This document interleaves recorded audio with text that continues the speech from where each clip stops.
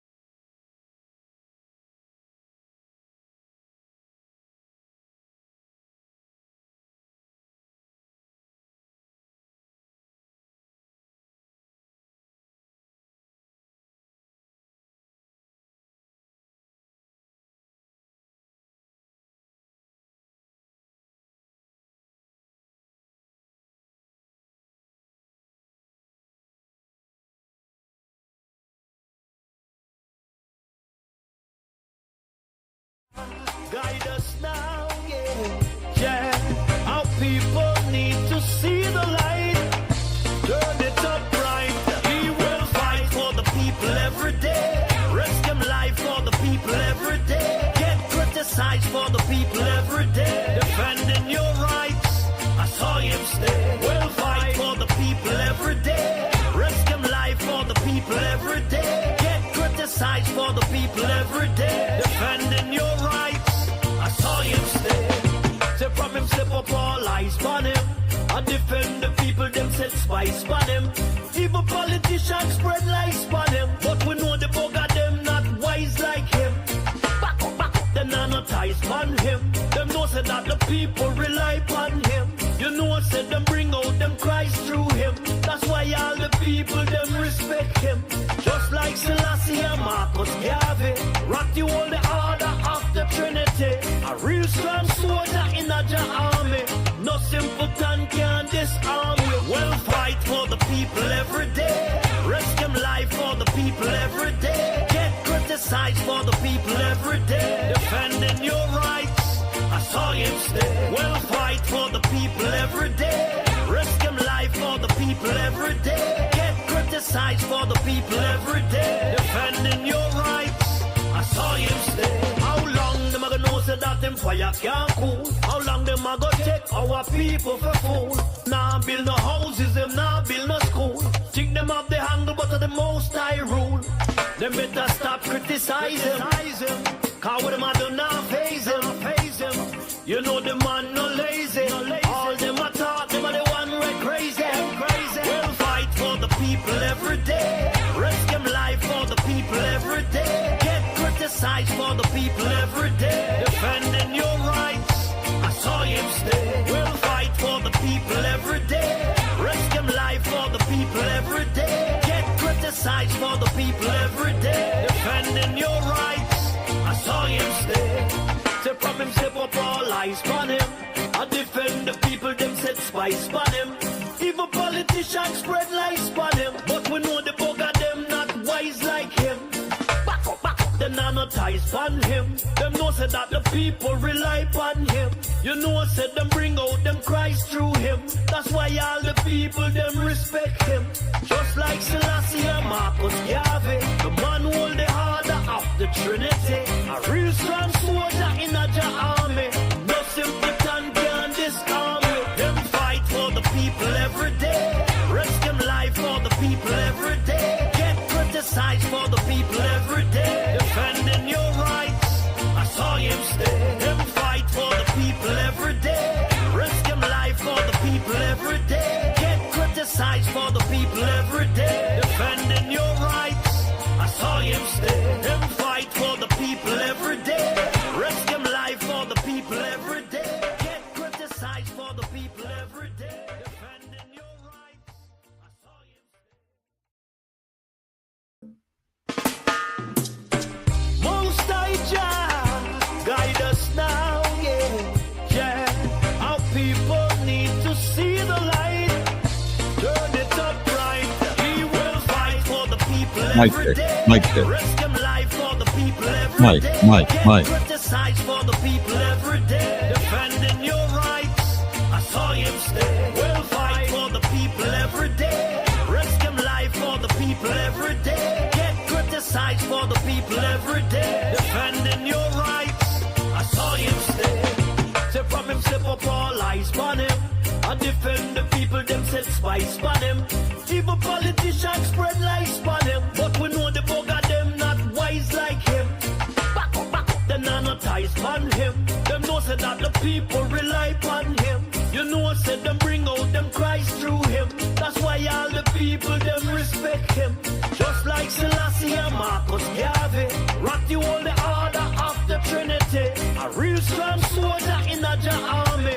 No simpleton can disarm we. We'll fight for the people every day. Risk him life for the people every day. Get criticized for the people every day. Defending your rights, I saw him stay. We'll fight for the people every day. Risk him life for the people every day. Get criticized for the people every day. Defending your rights, I saw him stay. How long them a gonna know know say that them fire can't cool. How long them a go take our people for fool?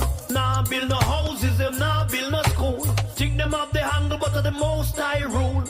Them better stop criticizing. Cause what them a do now phase him. You know the man no lazy. All them a talk, them are the one right crazy. We'll fight for the people every day. Risk them life for the people every day. Get criticized for the people every day. Defending your rights, I saw him stay. We'll fight for the people every day. Risk them life for the people every day. Get criticized for the people every day. Defending your rights, I saw him stay. Say from him step up all eyes on him. I defend the people, them set spice on him. Even politicians spread lies on him. But we know the bugger them not wise like him. Back up, them not no ties on him. Them know say that the people rely upon him. You know said them bring out them cries through him. That's why all the people them respect him. Just like Selassie and Marcus Garvey, the man hold the harder of the Trinity. A real strong soldier in a army. No simpleton can disarm you. Them fight for the people every day. Risk them life for the people every day. Get criticized for the people every day. Defending your rights, I saw him stay. Them fight for the people every day. Risk them life for the people every day. Get criticized for the people every day. Defending your rights, I saw him stay. Them fight for the people every day. Risk them life for the people every day. Get criticized for the people every day. Mic check. Good evening, one and all. Good evening, my people. Yes, indeed. We took a hiatus, and the hiatus went all the way to 16 minutes past 7 from what, 6 weeks ago. So, but not to worry. I am here. Let me see. I know. Hold on a second there. There's a lot of people. Hold on. People are tuning in now. Yeah. J Master songwriter. Blessings. Everybody, me I forgot to, me do want just do a general thing, but we can't start off that way. We have to start off healing up everybody. So, Miss B, big up yourself. OT, keep it going, please. Yeah. Keep it going, OT. ACLB, blessings. Carla, thanks for showing up. Much appreciated. Beverly, yeah, it's good to be back. Carnet, Art Nell, up, way up them people. Elaine, yes, I see you. Dorothy, good night. Merle, prepare yourself, Merle. There's another lady we are going to take Jamaica by storm, Melissa, and people we have to really do some prayers for Melissa, because it's on track, at least from what I've seen. It's on track to at least affect Jamaica. I don't know if it's gonna, if they're saying it's a direct hit or what, but we have to start put up some prayers, because Jamaica cannot take a direct hit. In fact, Jamaica can barely take a side hit, but we have to pray for the people in Jamaica so that they'll go through this, whatever it is, safe and sound. K. Sonny, is that it? Caribbean American Society of New York. Okay. Blessings. Keep it running, Opa. We don't have much time. Donna Whitaker, bless up yourself. Thanks for being here. Patel, good evening, sir. Good evening. Now the host, Ivan Miller, blessings. Because, we have to, Jesus is loud. Good night. We have to big up the people because we can't do it on a Saturday because the numbers, walk like a champion. Blessings and welcome. Petra, yes. Family, me say. Ivan Miller, yes. OJLDF.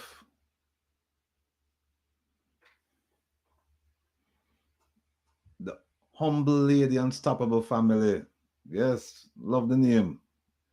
Sadeline Gale, good evening to you as well. Sonia Graham, blessings, good night. Real black woman, up, up, up, up, up. Way up there. Marie May. Marie May, good night, good night, good night. Walk like a champion. Oh, yeah. Good to be back. Walk like a champion. Sylvia James.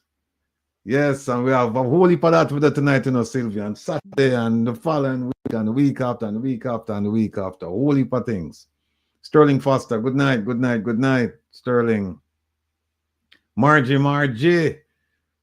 Thank you. It's my pleasure to be back.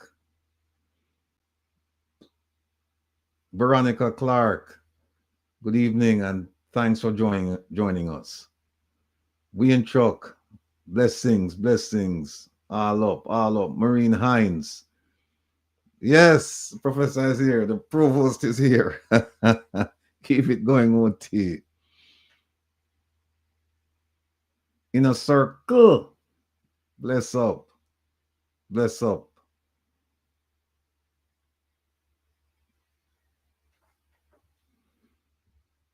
That's it.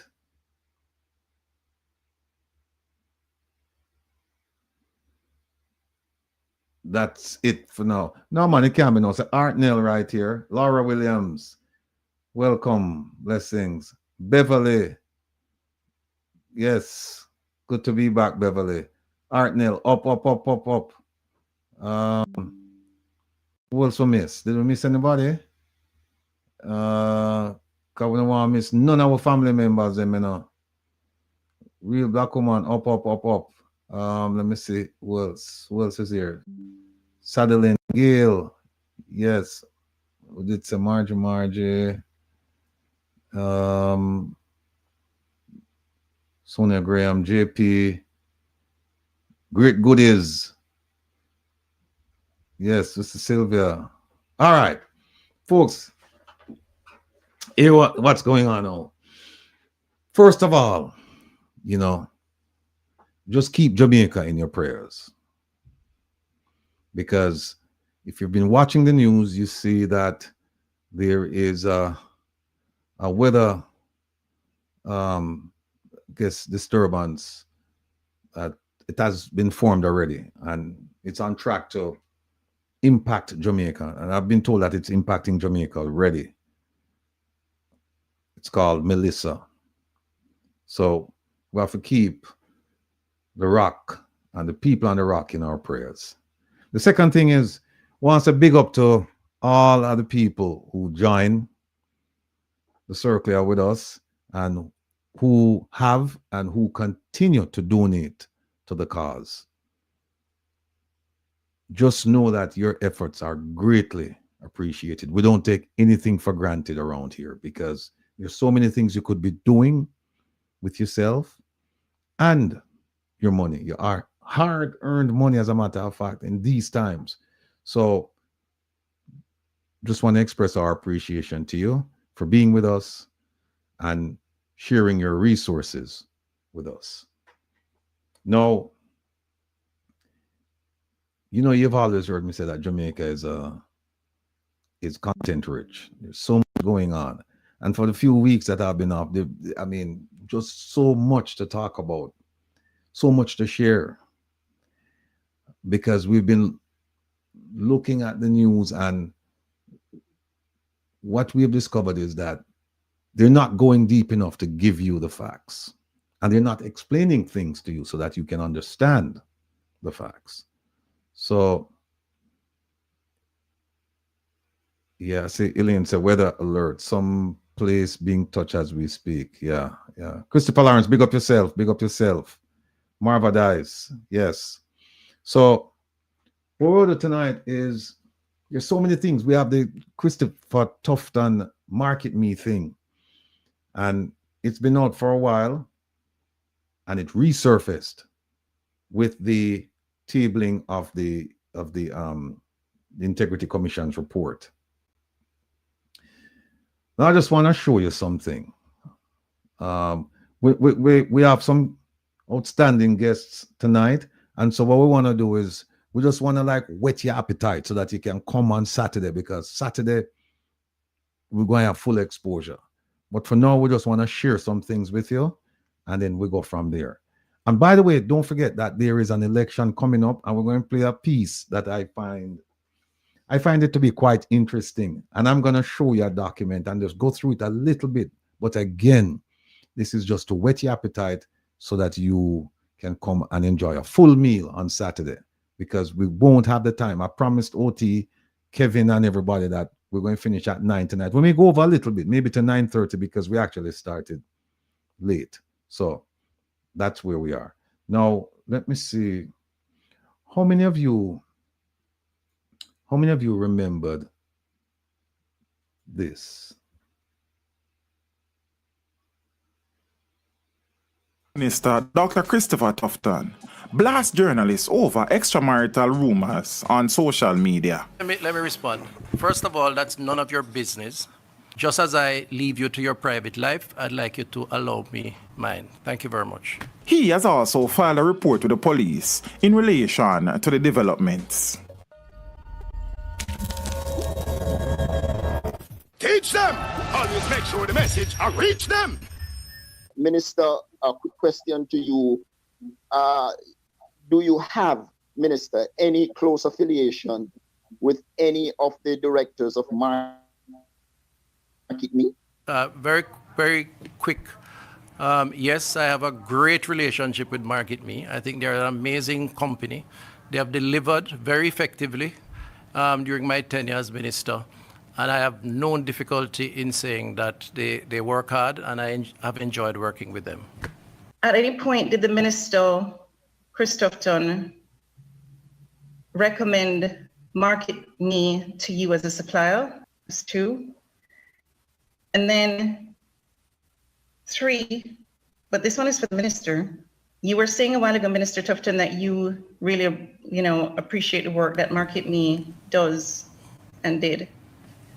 I think the question that Edmund wanted to ask was maybe not answered thoroughly. So I would just want to ask it more directly. Did you cheat on your wife with any of the prints? No, Minister. Hold on. No, let me answer. Minister. Let me respond. First of all, that's none of your business. And I would prefer you stick to questions around the operations of the ministry. And just as I leave you to your private life, I'd like you to allow me mine. Thank you very much.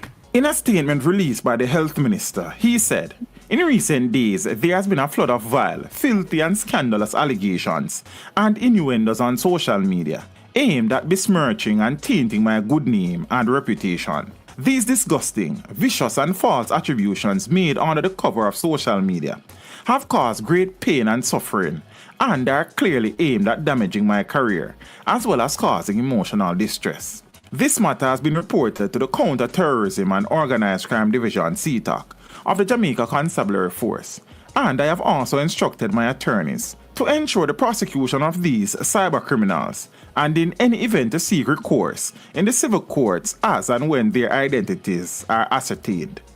I realize that part of the motivation for these attacks have to do with my public office, but I will not be deterred in doing my job to the best of my ability and in service of my country.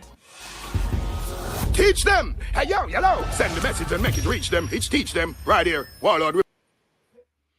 Well, if you looked at the bottom of that thing, of the letter, you see it was 2020. It's 5 years ago. And now that story has surfaced 5 years ago. And here's one that came out. Let me look at the date. I think it's this week. Let's see.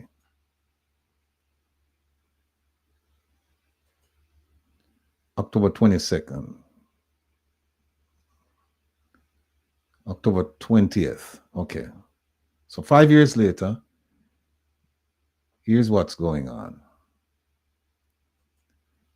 The same lady who asked the question, and he said, it's none of your business. The minister just received an award a national award.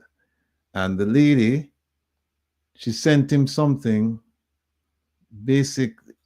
Actually, it wasn't to him. If you look right here, I don't know if you can see it. It says classic Jamaica. Classic. Just incredible. Laughing out loud. And so he responded to that by telling her that she need mental health therapy. And he said, I hope you seek it. And people have been criticizing him for that comment, that this lady needs mental health therapy. I'll just move this. I won't go into any further detail regarding that, except to say that that lady is Zara Burton. And she will be on the program this Saturday because she's doing a story.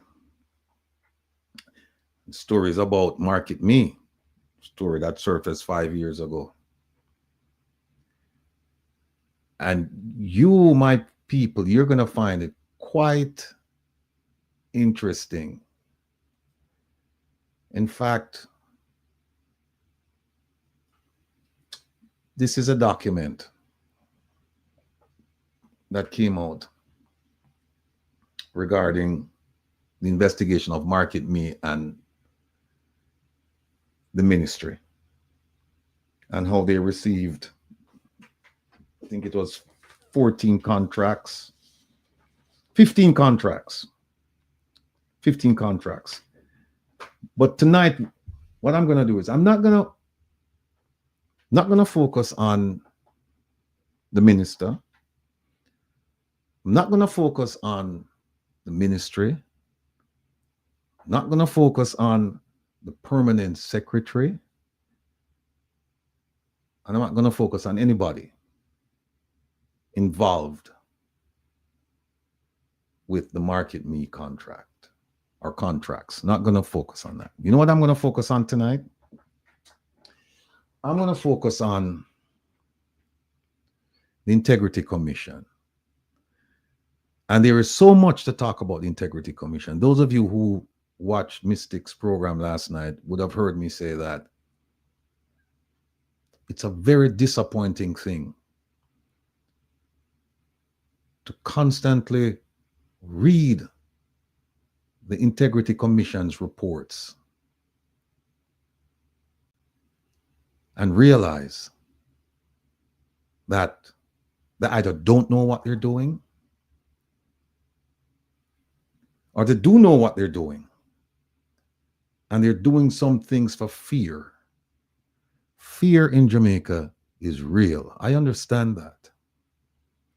But if you can't stand the heat, get out of the kitchen. If you cannot stand the heat, get out of the kitchen. What that means is that if you're not willing to have a firm spine when you do these kinds of investigations, then you shouldn't do them. You cannot do them in a half-assed way. You cannot. You simply cannot. Now, this report you're looking at, let me see if this is, yeah, this is the one that I've gone through, right? This report, trust me when I tell you that there is some effort. There is some effort that went into the report, but there is major incompetence in terms of getting to the meat of the matter and doing justice to your mission.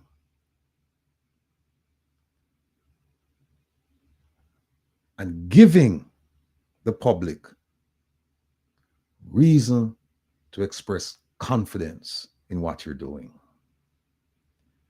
I am not confident that the Integrity Commission can live up to its mandates.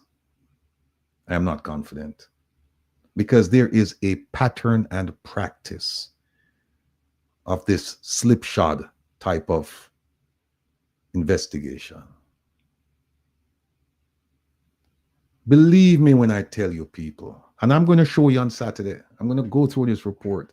And it's not going to be only Saturday. We're going to do it the following week because there is so much. It says 88 pages. I've read several reports from the Integrity Commission longer than this report. And yet, they did not provide me with the incompetence as this one. They did have some shortcomings. They did call to question, what the hell are they doing? What they need to go back and take investigations 101.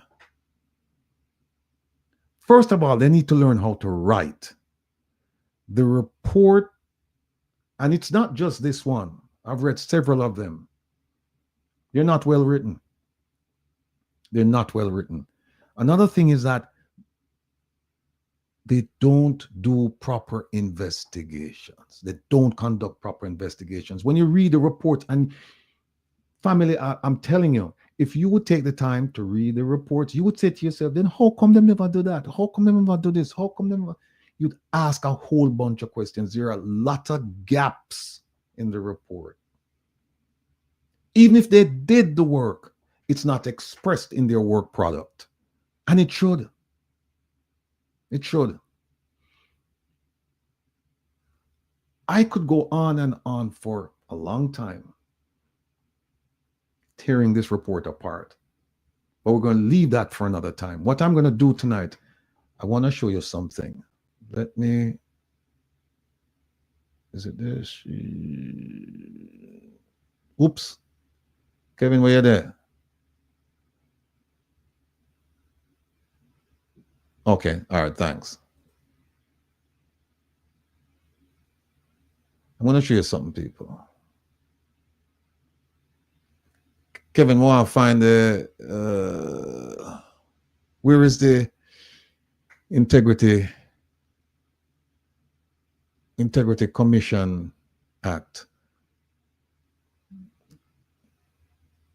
Is that it? No.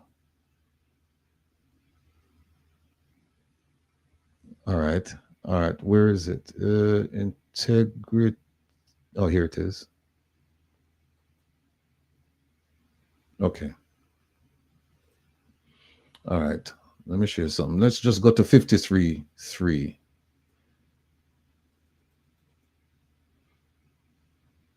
Stay with me, people.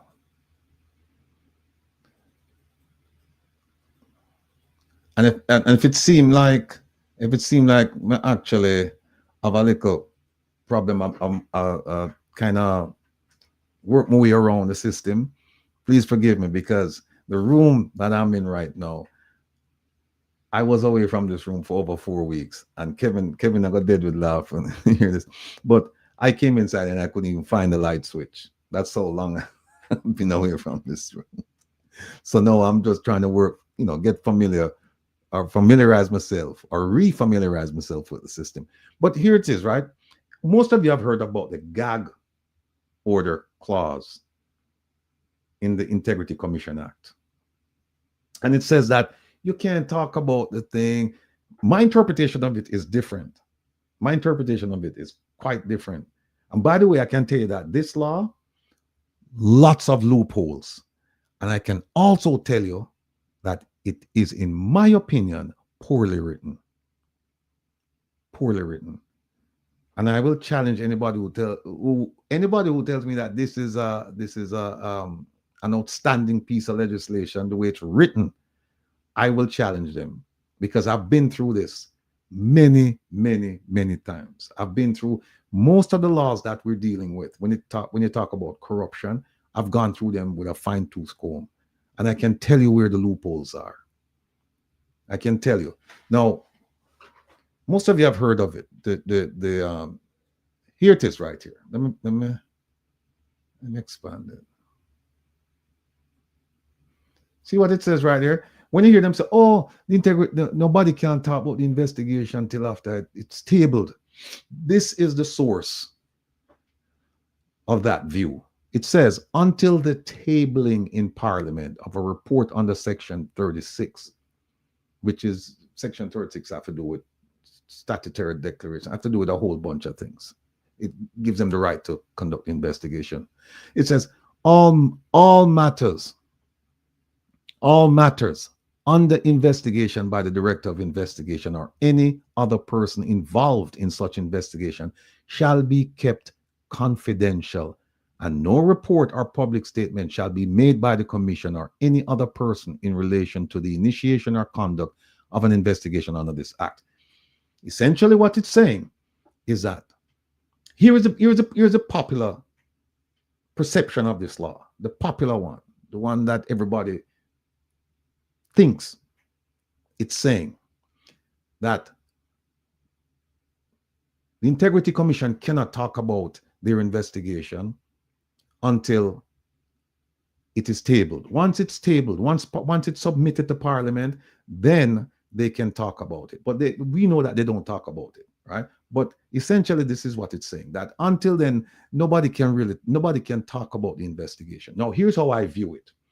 I view it, and you see where I have the blue mark around on the investigation, where it says all matters under investigation. You can't talk about it. So once the investigation is over, you can talk about it. But a lot of my colleagues and a lot of people say, well, that is not the intent. Even though that's what it says, they're saying that's not the intent. The intent is that nobody can talk about it until Parliament says, okay, it's tabled. Then you can talk about it. And if you talk about it, here's what will happen to you. Let's go to 56. I think it's 56, 55. Yeah, 55. Yeah, 56. Here's 56. It says, every person having an official duty under this Act, meaning the Integrity Commission investigators, or being employed or otherwise concerned in the administration of this Act, shall regard and deal with as secret and confidential. Hear that? You shall regard and deal with as secret and confidential all information, not some. It's right here. It is right here. All information. All means all. We know that. All information, declarations, government contracts, prescribed licenses, and all other matters relating to any matter before the Commission. Here it is. Any matter before the Commission. And it goes on and it gives a couple exceptions with the Perjury Act. And it says, even after you leave, even after you've left the employment of the Integrity Commission, it still applies. That you know, the information that you observe, the information that you read, that you retain, whatever, it's secret and it's confidential. You cannot talk to people about it. And it goes on to talk about the penalty and all of that stuff. Now, make we move that. And let's put back this. All right.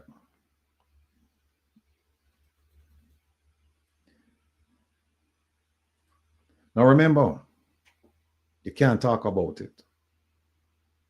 53.3, very easy to remember. 53.3 of the Integrity Commission Act and 55, 56, they say that you cannot talk about it and there are consequences if you talk about it. Now I'm going to show you something. I want you to take a good look at this. Tell me what you think.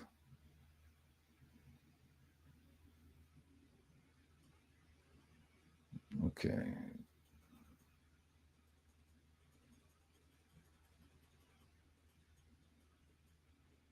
Okay. Now, the Integrity Commission did finalize the investigation of Market Me, where they interviewed the Minister of Health. They interviewed the person who was in charge of the contracts committee, which is now called the Public Procurement Committee. They interviewed the friend, in quotation marks, of Minister Tufton, Miss McDonough, and they interviewed, sits right there, Mr. Dunstan Bryan, former permanent secretary. They interviewed a few more people. But I want you to take a look. This is the very end of the report. I want you to take a use your critical thinking now. I want you to stay with me on this one. Let me make it. Opal, can I say that? Tell me yes, no, maybe. Opal? Everyone, can you see that, or should I? Okay, good. All right, fine. It says right here, and forgive me, folks, if we sound like I kind of dumb it down. We're not dumb it down, but we have brothers and sisters out there who are watching us right now, and sometimes the language is kind of highfalutin and they don't understand. So I want to break it down so that they too can understand and they can share. This is post-investigations actions. Post, what am I saying? It's after the investigation. So the investigation is over. Now remember what the rule says, you know. When the investigation is over, you give it to Parliament. Once it's finished and they tie it up with a red ribbon and whatever, them send it over to Parliament, you still can't talk about it. You can't talk about it. But look at what happened after the investigation was over. It says, as part of the Commission's policy, didn't say as part of the Integrity Commission Act, because the Act is not policy. The Act is the law. Policy is not the law. Policy is a framework that you try to operate within the confines of the law. But policy is not law. Law is law. So it says, as part of the Commission's policy, and by the way, policy you can do or you don't with policy. You can change policy like how you change your underwear. With the law, it's different. You can't just change the law. So that's within the province. Only two branches of government can actually change the law.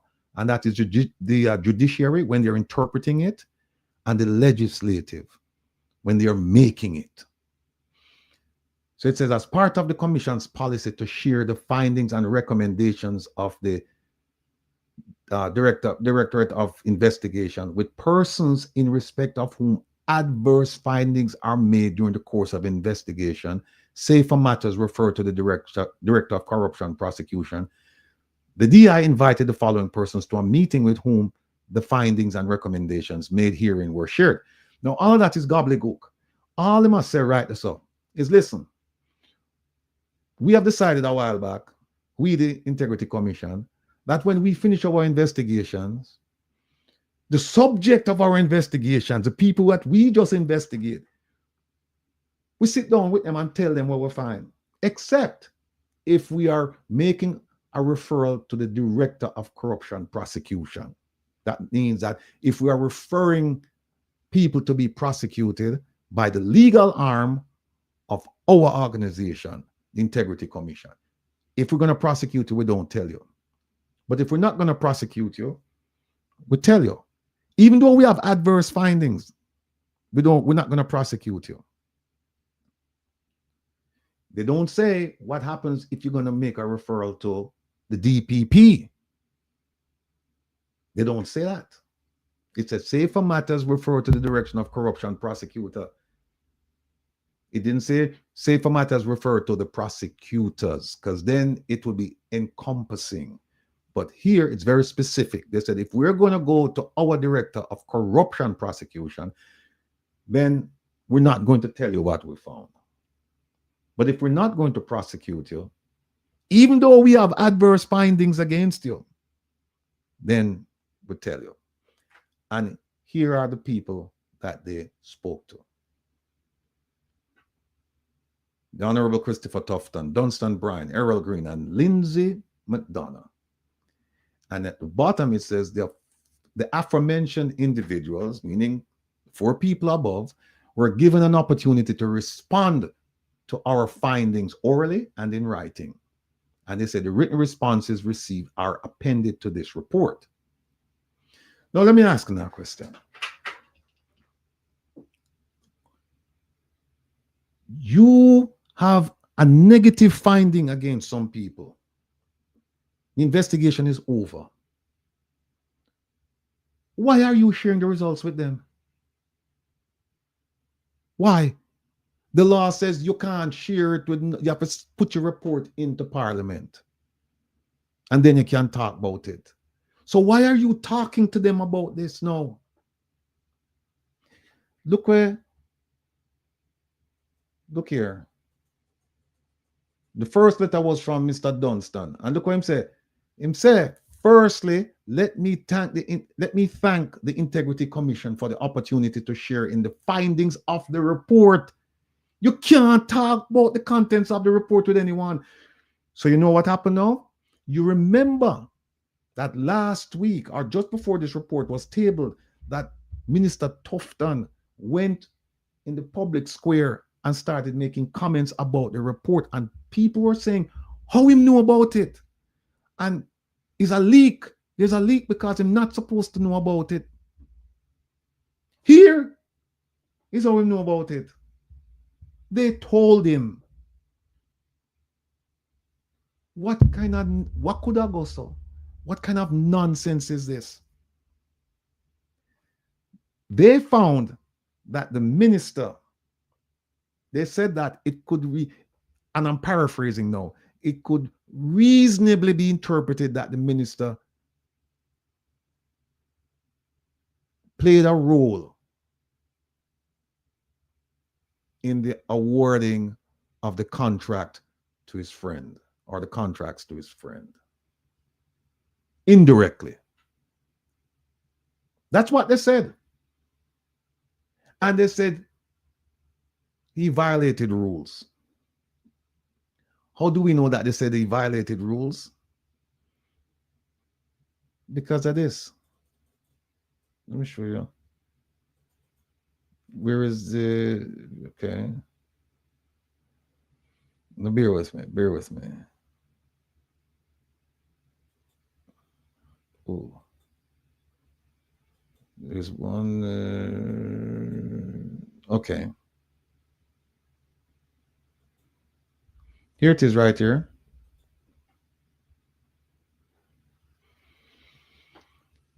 When the Integrity Commission makes a referral to the Speaker of the House concerning a parliamentarian, it is because there have been breach of rules.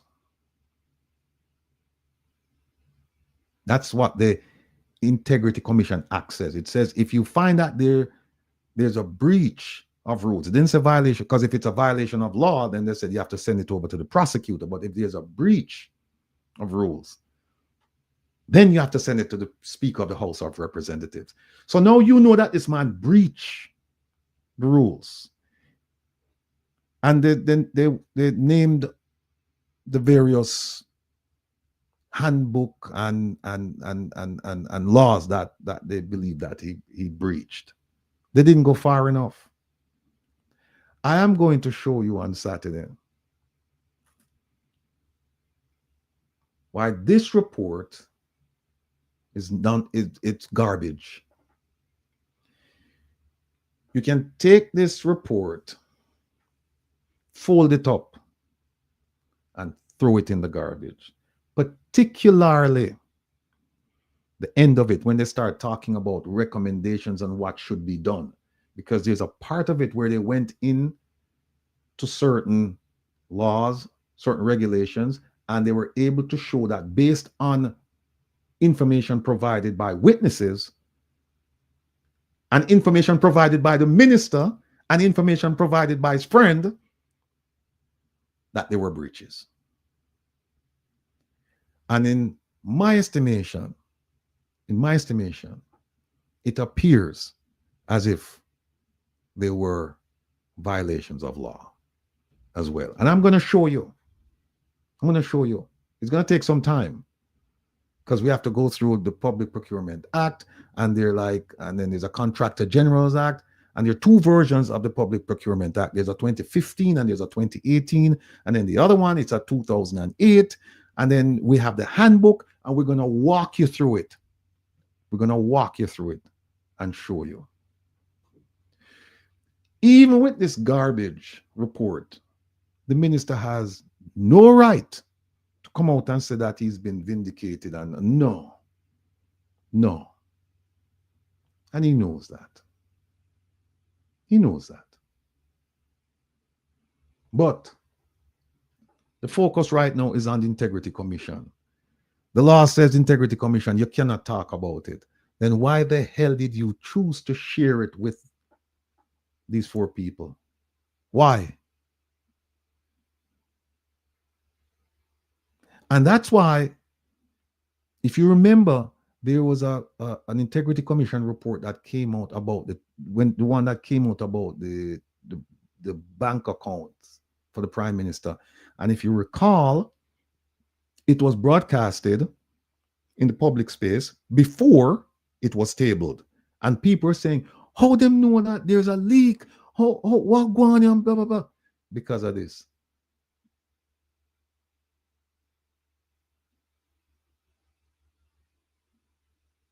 Because of this. And the Integrity Commission, people, if this is the best that Jamaica can do to address corruption problems, we're in a bad state. No, I take that back. We're in a very bad state. I filed a complaint with them about a minister, concerning a minister.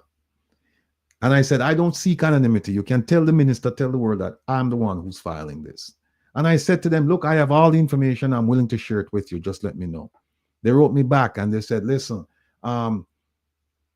thank you. We're going to put it in a format. We're going to send it to you so you can review it to make sure this is what you actually want us to review. And I said, fine. They sent it back. They sent it to me. I reviewed it and I said, yes, it's accurate. And they said, okay, we're going to review it and we will get back in touch with you and let you know if this is within our remit. Now, I know it's within their remit. I know. But they said, we'll get back in touch with you. Folks, it's been years. I've written to them and said, what about this thing? I haven't heard from you. You said you would come back to me and let me know. They still have not responded. They still haven't responded.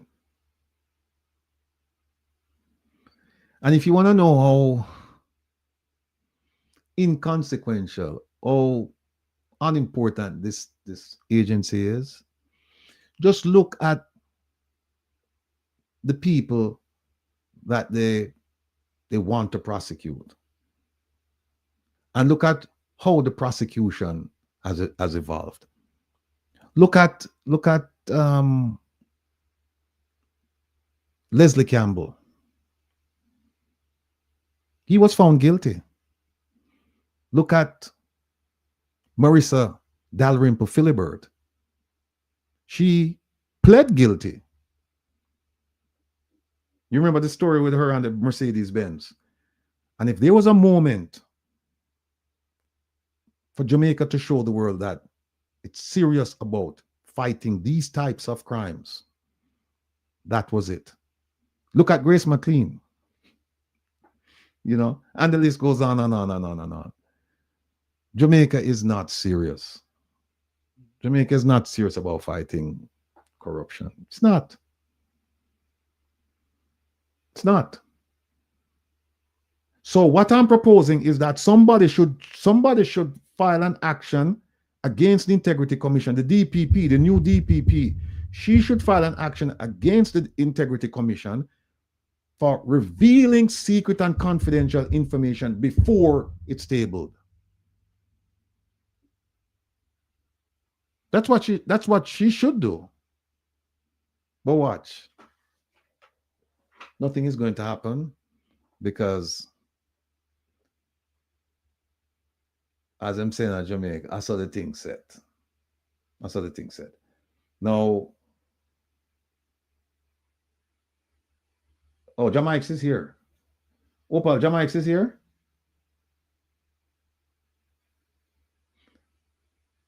Is Jamaica here? Yes, no, maybe. No, it's not here. Oh, let me show you some of the money that the 80 million Jamaican dollars. Let me show you how some of it was spent. Let me show you something.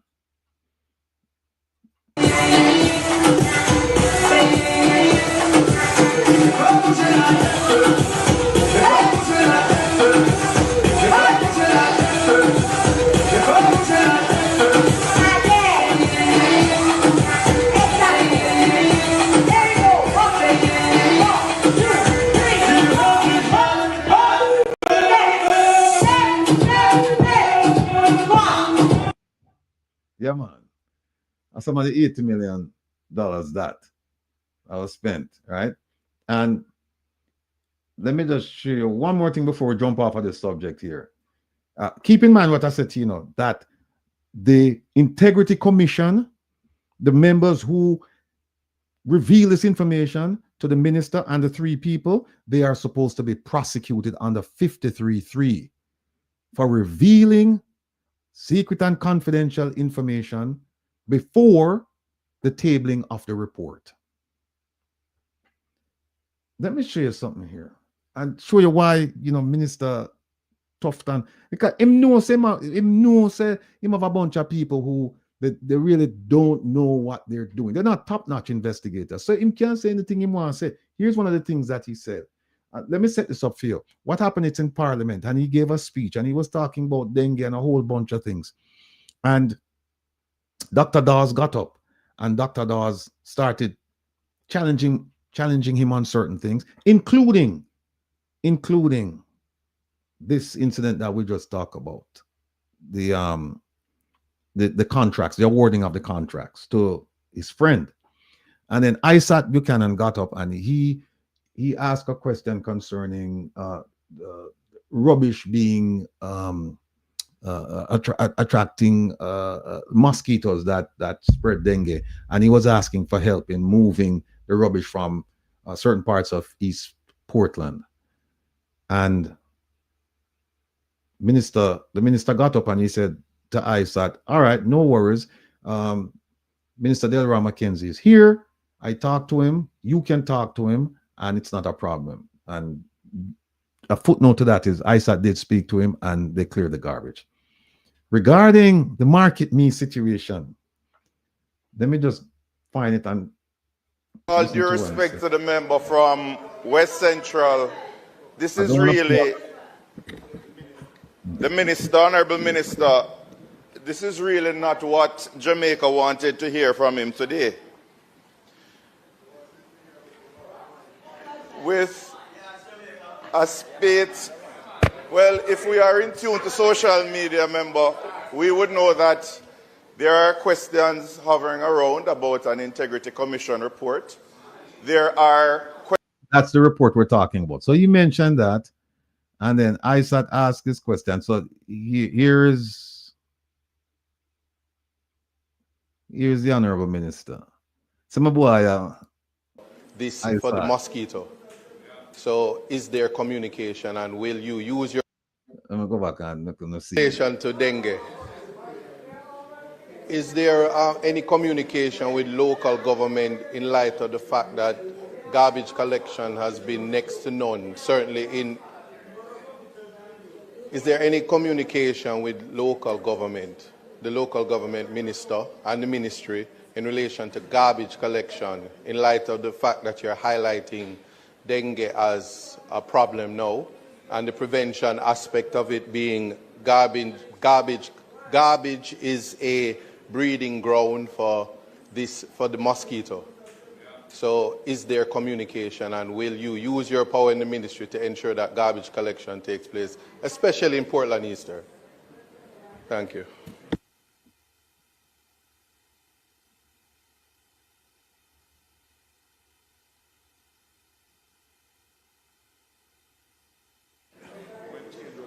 Thank you, Madam Speaker. I'll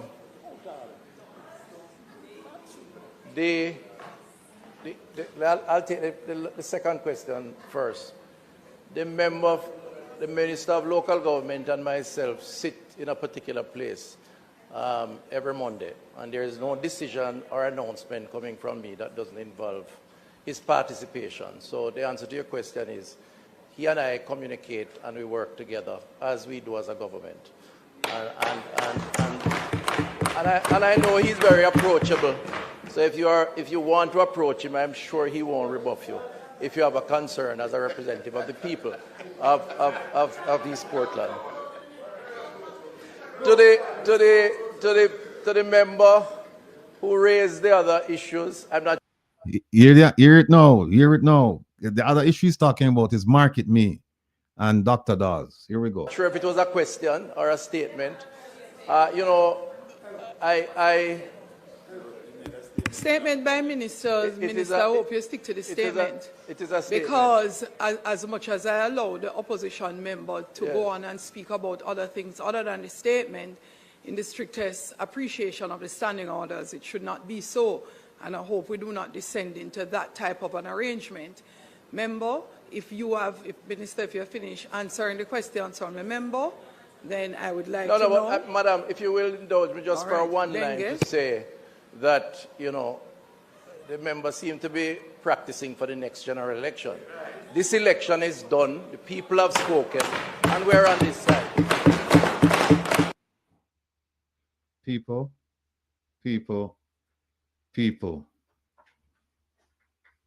My people. Hear that? He accused Dr. Dawes of auditioning for the next election, and that said, this election is over and done with, and that's it. So you know what he's saying? Think about it. He's saying any corruption, real or imagined, any corruption that you may have a question about, it can't cross the demarcation line. It can't cross a certain line. And what is that line? The election. So once the election over, we can't talk about what happened before the election. That is what he's saying, The man is asking him, saying, listen, we want to hear about Market Me and the 80 million. And he's saying the election over, we're not going to so. We're not going there. This is what we have descended into Jamaica,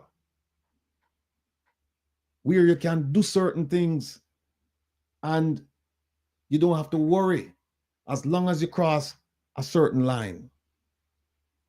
And by the way, the way these lawmakers write laws, I don't want you to ever think that they write them with only you in mind. They write them for themselves. And that's why we have to practice this skill called reading with comprehending. We have to, because I'll tell you something that's in one of these laws. It says that, essentially, it says, hey, there's a certain section that says, hey, you can engage in conflict of interest. You can have a friend. You can have somebody that you're connected to. You can give them preferential treatment. You can give them contracts and this and that and that. Except that they define personal relationship. And they say personal relationship is defined as consanguinity and affinity. And when they said affinity could mean friends, but they have extended it to the third degree. So they might talk about family members. So you either related by blood or marriage. That is what they're saying. So if you have a girlfriend, you can get contracts from now until thy kingdom come, and them can't charge you. Because your girlfriend is not related to you by blood or marriage. Your sweetheart is not related to you by blood or marriage.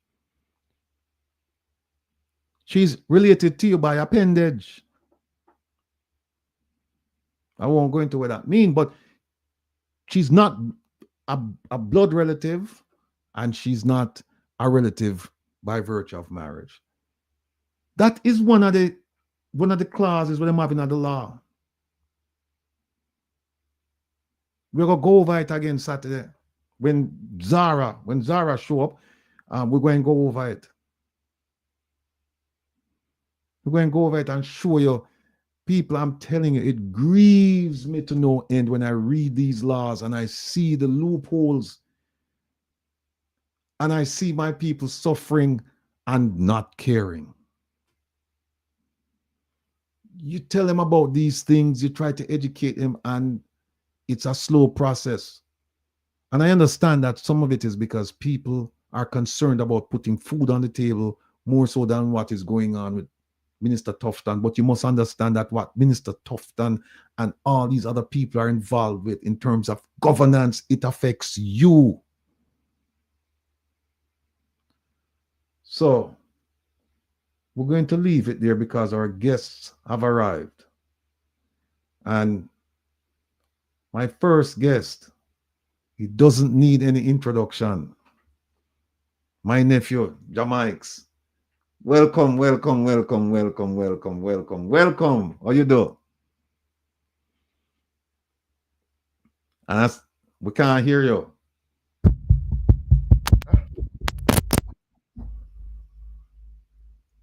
You hear? Yeah, go ahead. Yeah, we can hear you. Yeah. All right. Good evening to all, and good evening to family members. Uncle, big up, man. Welcome back. A well-deserved rest, I believe. And I'm joined by Miss Foster here. Bless up. Yes, Miss Foster. Welcome to Comrades, Miss Rattigan. Good to have you. Good evening, and it's a pleasure to be here. Yeah. Nephew, me there burn a little fire. That's a small fire. I burn a big fire. Because you hear me? Because Saturday we're going to show people, why Minister TUFTON should have been charged. We're going to show them, And right now we just show them why the Integrity Commission members should be charged for revealing secrets and confidential information to Mr. TUFTON and three other people, Minister TUFTON and three other people. And they tell you, 53.3, nobody can talk about it until after it's tabled. And yet, before it's tabled, in fact, you know what? Let me say something. Let me just show you one quick thing before we start the conversation. Let me just show you something. Hold on. Where is it? Hold on. All right. Look at this. Look at that. This is Mr. Dunstan, right? The former permanent secretary. Look at the first paragraph. All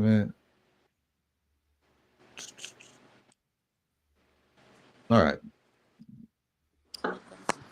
Here's the first paragraph. Said, referencing is made to your letter dated July 1st. He's writing this to the Integrity Commission. Referencing is made to your letter dated July 1st, 2025, regarding your invitation to a meeting to do what? To discuss the Integrity Commission's report. You can't do that on allegations of procurement irregularities and conflict of interest in the award of contract to Market Me Consulting Limited by the Ministry of Health and Wellness, and our subsequent meeting of July 10, 2025 regarding the said matter. There it is right there. They discussed the report. You cannot do that. That's very wrong. Cannot do that. But they did. Wrong. And remember now, people were saying, how come Minister TUFTON can't go out and talk about the thing and it never even tabled? How come? This is why, because they spoke to him and they told him. And look at them fool, nephew. Look at them fool. You investigate somebody, right? You finish. I couldn't see this happening in the FBI. I could never see this happening. You investigate somebody. And then after you finish the investigation, you call them in And then you tell them about it. And then guess what you tell them? You tell them, say, listen, if you guys want, you can make comments. Guess what?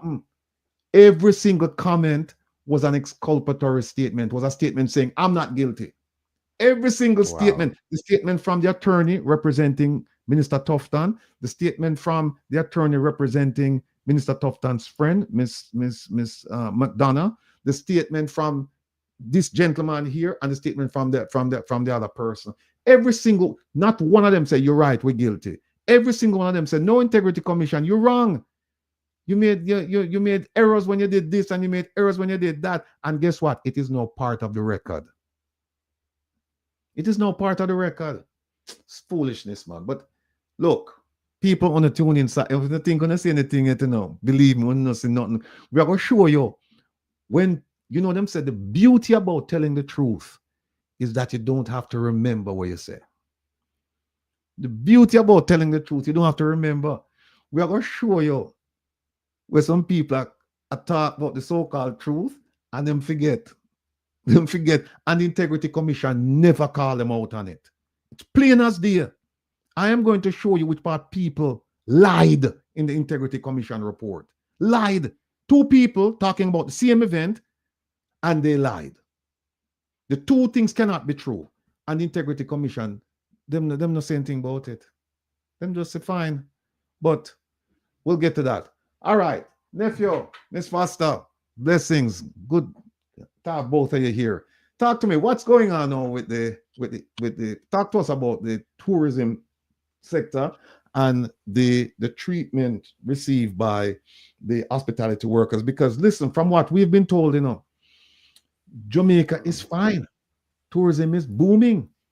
And you guys, and they're building houses for you guys on the North Coast. They said we're gonna build houses for them, and they're gonna get increase in wages, and they're gonna get fair treatment, good treatment. So I'm sure you're here to tell us that, hey, everything is working out, everything is fine. The minister, whatever the minister said, it has come to pass. I'm sure that's why you're here, because I'm sure that you're not gonna tell me that no go so. Of course, we're here to tell you that everything is fine and dandy, right? Everything is fine, Miss Foster. We wish it was fine and dandy. Oh.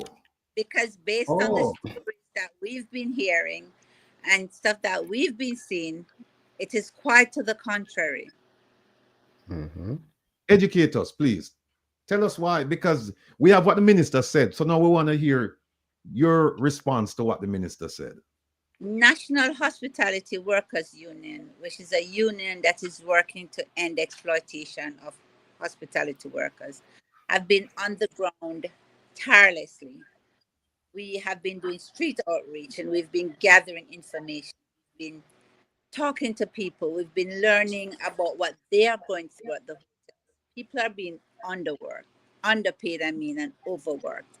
There's this person who he got injured at the pool with chlorine. He had to call his father to pick him up to take him to the hospital. Sandals Duns River, and I'm going to call the name Sandals Duns River. He had to call his dad to pick him up. Okay? He had to take vacation time for his sick leave. Right? One night I was coming from Brownstone, and there was a lady walking home after 11 o'clock at night. Pitch dark road. Why? Because the staff bus, she was working and could not finish on time to catch the staff bus. So she had to catch a taxi and walk home. Because if she was to take the taxi to home, it would have cost her maybe the week's pay. Wow. Okay? And this is not storytelling. This is not no fibbing. I mean, you said something about if you lie, if you tell it, you don't have to worry about it. We're not telling the lies here, because we're not going to go back and say, this is not so. I said, it is a truth. This is for real life stories that people are telling. There's this lady who broke her leg at Sandals Coach Bridge. Broke her arm, I'm sorry. And ask her to sign a bunch of documents. And poor fool people them, you know, we're not so bright. Some of us not so bright and not understand the fine print them. And them think say them that them could have take the paper and carry it to a lawyer or a family member who is more knowledgeable to read it. And they just signed away. So when she went to the lawyer to have them sued, she couldn't because she already signed her rights away unknowingly. So that is why NHW is in operation now. That is why I've co-founded it with my Jamaica, of course, president of the union.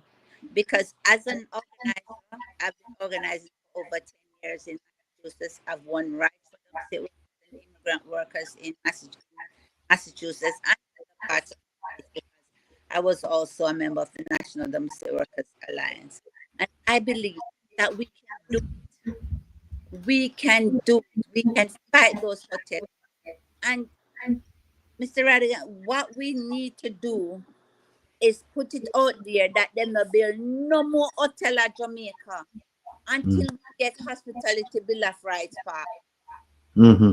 You understand me? With every day you hear Prime Minister break ground for new hotel and do that. No more not supposed to build down here. That's not supposed to happen. And I tell people all the time, we need to be radicalized. Because if we don't, it's not going to get any better. We need to organize. Jamaica people need to organize, and organize. Maybe we chat for the whole night, so I'll let you go. No, it's quite interesting the things that you're saying, because we've been led to believe that things are getting better, but it sounds to me like things are getting worse. It's not even stabilized. It sounds to me like it's getting worse, and it's slave labor. Continues to be slave labor with no benefits, nothing at all, and you just show up and you work. And there's a song I played it last week Saturday, as what from out of England. They said they pay you just enough on Friday to get you back there on Monday. And that's There you go. We- That's the reality. Growing up, I used to go to, as an adult, I used to go over to, I don't know if you remember, Intercontinental and Mallard's Beach those times. I used to could go there with my aunt who used to work there, and we could sit at the bar, have a drink. I was an adult then, and watch the floor show. You can't do that again. We met up with Chico. Chico has been a dancer, hotel dancer for years. Chico is not getting a pension. Chico old now. Them can't do limbo and some of those things anymore. He still has to be doing some things because he has to eat. Do you know who takes care of Chico? I am very old now. I won't say my age, but I'm very old, and I've known Chico since I was a child. His sisters in America.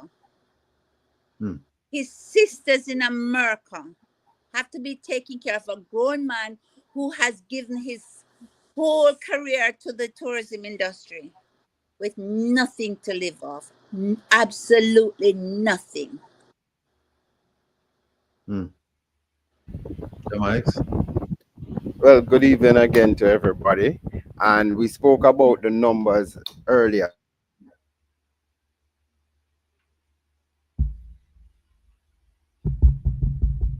No, I hear. Sorry about that. I trust that you're hearing me well now.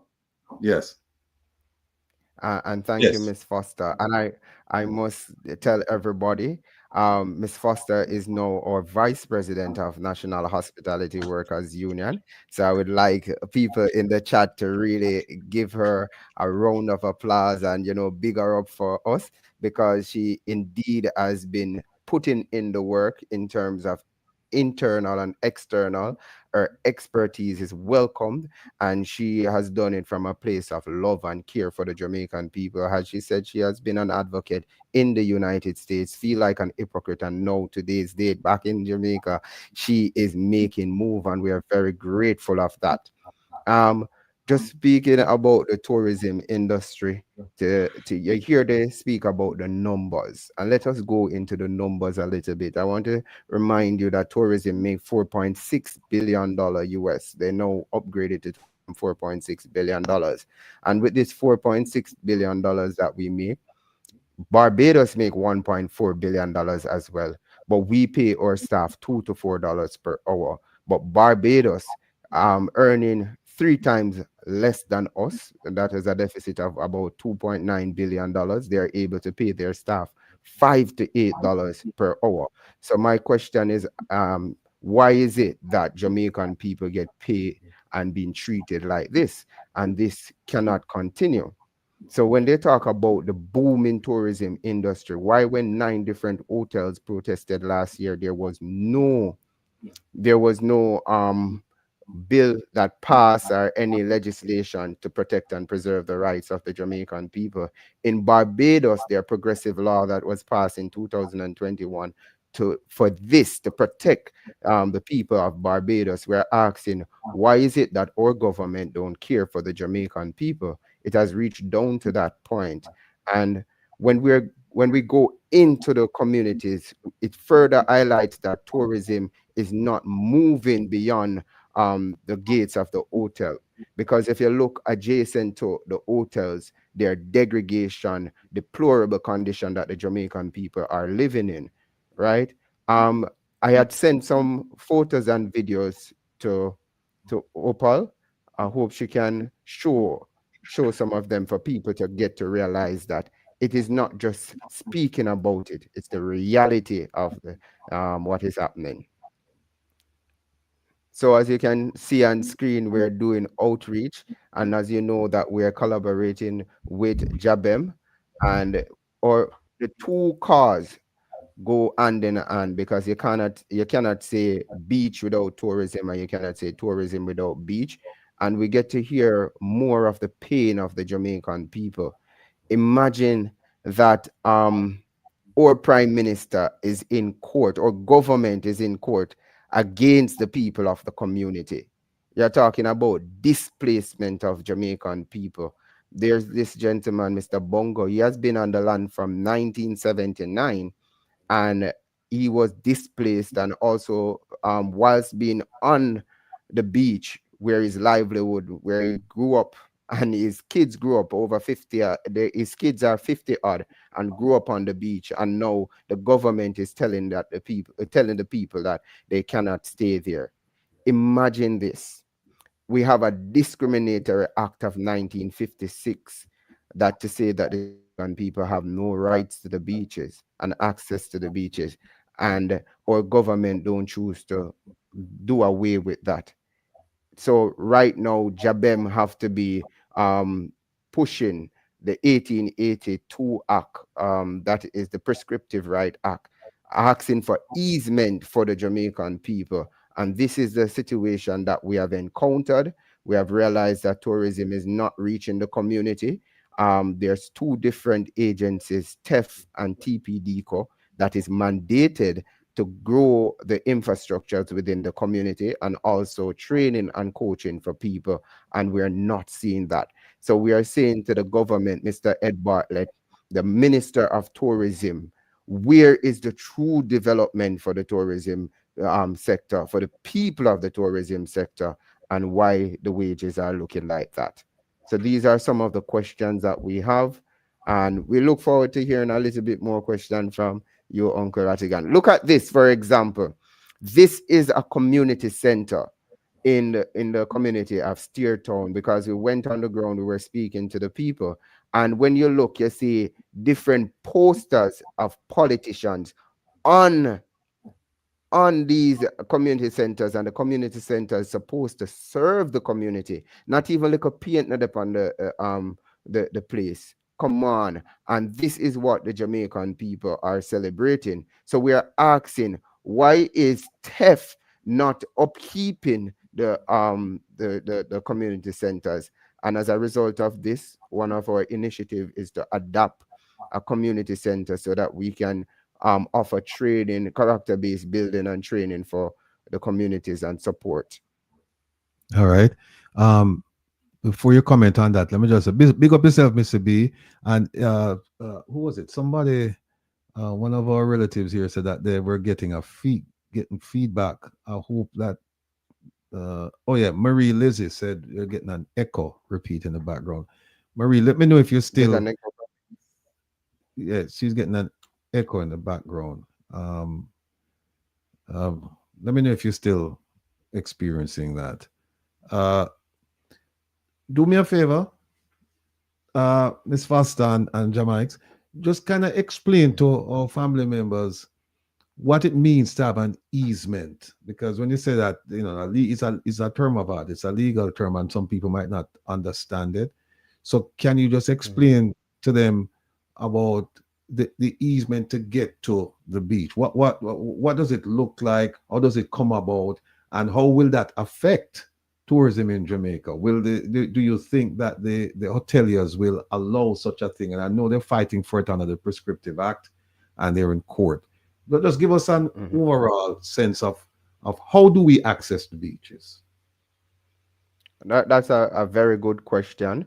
And easement means that the people of the the beach and the community will be able to access those spaces in order for economic development for themselves and their family.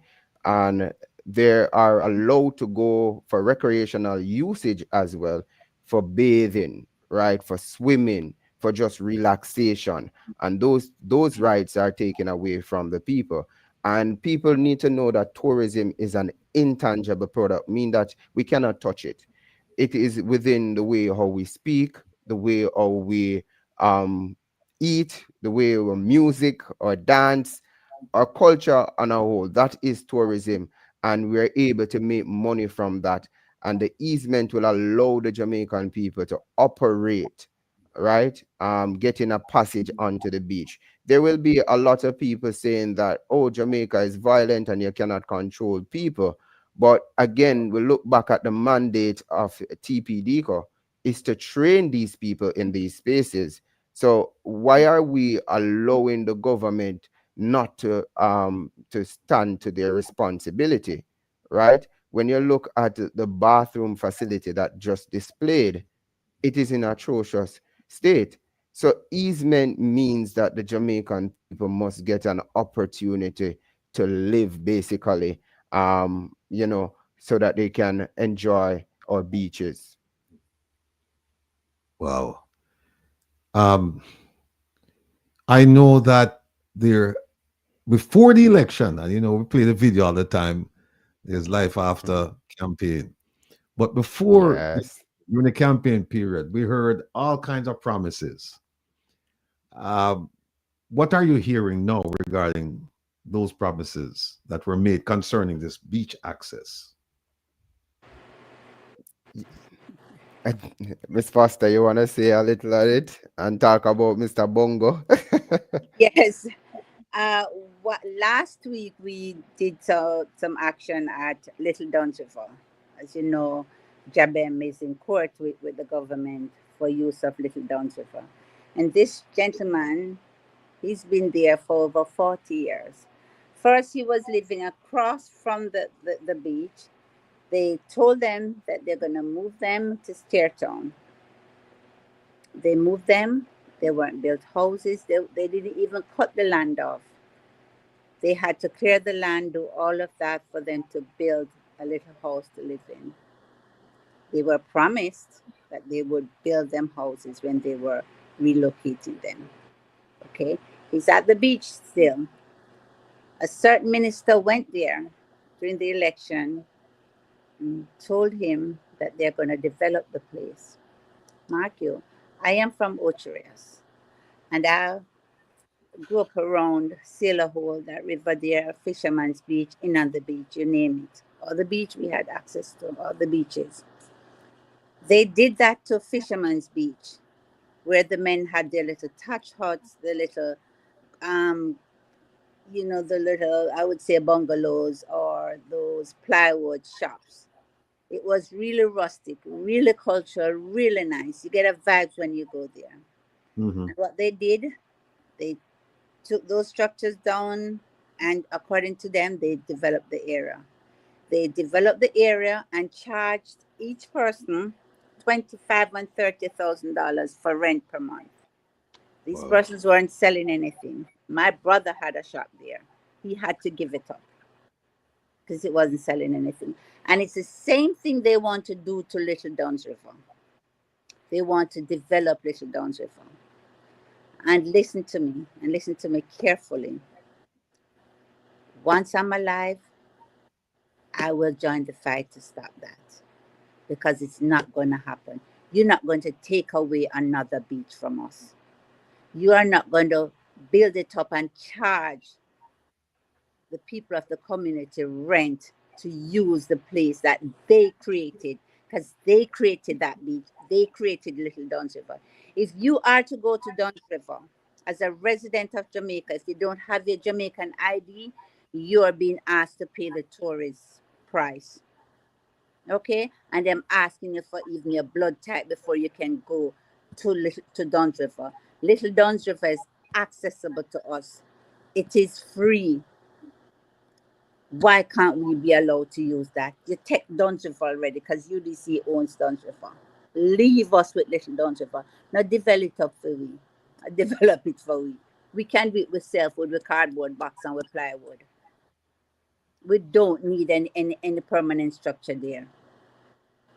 No, they were saying the other day that Little Downs River, it's supposed to be a free beach, but there was a report the other day that persons were charging to use the beach. Tell us about that. Yes, there were persons charging, persons who weren't even from Ocheres, because I went there once and I was looking for someone and they told me I couldn't go down. All right? Peaceful, I left. Came back, went there another day, and they told me I couldn't go down there. So I said to him, listen to me. I'm from Ocheres and I'm not paying $1 to go down there. And I'm going to use the beach. Those people who were there collecting money, as I said, they are not from Ocheres. They were doing it under the brute force law, according to them. So they basically were making their own laws to collect money. Now the government, UDC is putting up fences, and I questioned them. I stopped. I asked the security, what's being done here? Are they taking it away? They told me no. They're just fencing it off, and I realized that there's no one collecting money there now, because I've been doing my checks. No one is collecting anymore. So I'm hoping that the deterrent is for them not to charge is by putting up the fences. So I'm hoping that's what it is. All right. And let just a second, just to weigh in a little bit on that. Let people understand that JABEM nor NHW is not against development for the communities or any. Talking about sustainable development, you cannot develop an area or a country without the people. The people, the human capital of a country is the most important thing. And we have to remember that. And I keep going back to the responsibility of the government, right? TPDCO, they're there to train, upskill people. And about the people who are illegally collecting, as Ms. Foster said, after speaking to the people on the ground, they don't do that. These are people, let me just reiterate so people can understand that the people of the space are not causing any trouble. They're protecting their livelihood, and they want that to remain. The development not supposed to be done without the people's interest, without consultation with the people. The people have seen both political parties have not turned a blind eye to their struggle, because Mr. Bongo, he said that he has been there from 1979. That means that he has been outliving both political parties, and we need to have a serious talk in Jamaica about our beaches and about how we are able to preserve our culture, which is the hospitality industry. And I just want to add a little that the Mr. Bonga is 80 years old. 80 years old. And the little shop he has is his only source of livelihood. He used to sell some souvenirs and it's empty. The shelves are bare because he cannot afford to restock his shop. Now, the minister and the government brag that tourism is, apart from remittances, I believe, is the largest source of foreign exchange. But I'm being led to believe that that 4 billion plus, whatever the number is, that it's only a fraction that actually comes to Jamaica. Because when you book an airline ticket overseas, that money is not going to Jamaica. We don't have Air Jamaica anymore anyway. So that the air travel money is not going, except for, I think, the departure tax. The government gets something from that and some other tax. And then when you book a stay at one of these all-inclusives, that the account is here, you're making a payment to a platform that resides overseas, not in Jamaica, and that the money that actually comes to Jamaica is money to pay for maintenance and pay for salaries and a little food, because they're importing most of the food anyway. They're not supporting the local farmer. So how is that going to, how do you square the two? How do you square the two things? Tourism is booming, but the farmers and the hospitality workers and Jamaica, they're not getting the full benefit. How do you square that with a government that says that they're for the people and they're going to do this and they're going to do that to ensure that the benefits flow to Jamaica and Jamaicans?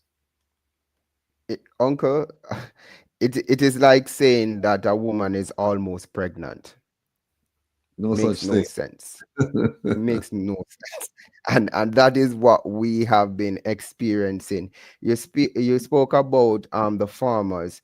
Farm to table solution. This is something that TEF and TPD should be pushing. We have one notable company that does strawberry. 40% of that strawberry is sent to the hotel industry, and that company makes $11 million per year. But majority of the food that comes in to Jamaica, you see our importation bill, majority of that food is going to the hotel industry. I am still asking Mr. Edmund Bartlett and the agricultural minister, Mr. Floyd Green, we are the innovative solution to empower the youths of the community, moving from the slavery wages to entrepreneurs, so that we can preserve wealth from the tourism industry. These are the things that we are talking about. So when they talk about tourism is booming, yes, it's booming, but for who? When you're talking about even Sandals is a Jamaican brand. Their booking agency is in Miami, Florida. And when you break down the tourism earnings, you see that 80% of the earning, approximately 80% of the earnings don't touch Jamaica. You have a 10 to 15% that goes to the government, and a 10% or less that will go to the Jamaican people. No wonder why you see the Jamaican people protesting, say that they want more money. You know, we have a saying growing up where they say that things are hand to mouth. No, in Jamaica it's hand to chest. It cannot reach mouth.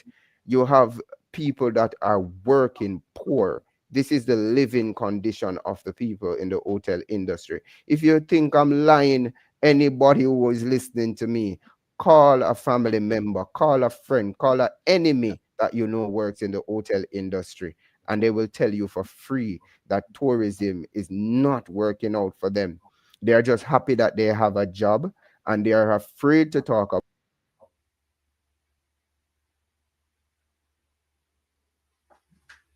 Them slow down, Jamaics. Also, okay. Are you hearing me? Yes, we can hear you now, but we lost you for a few seconds. Oh, my apologies.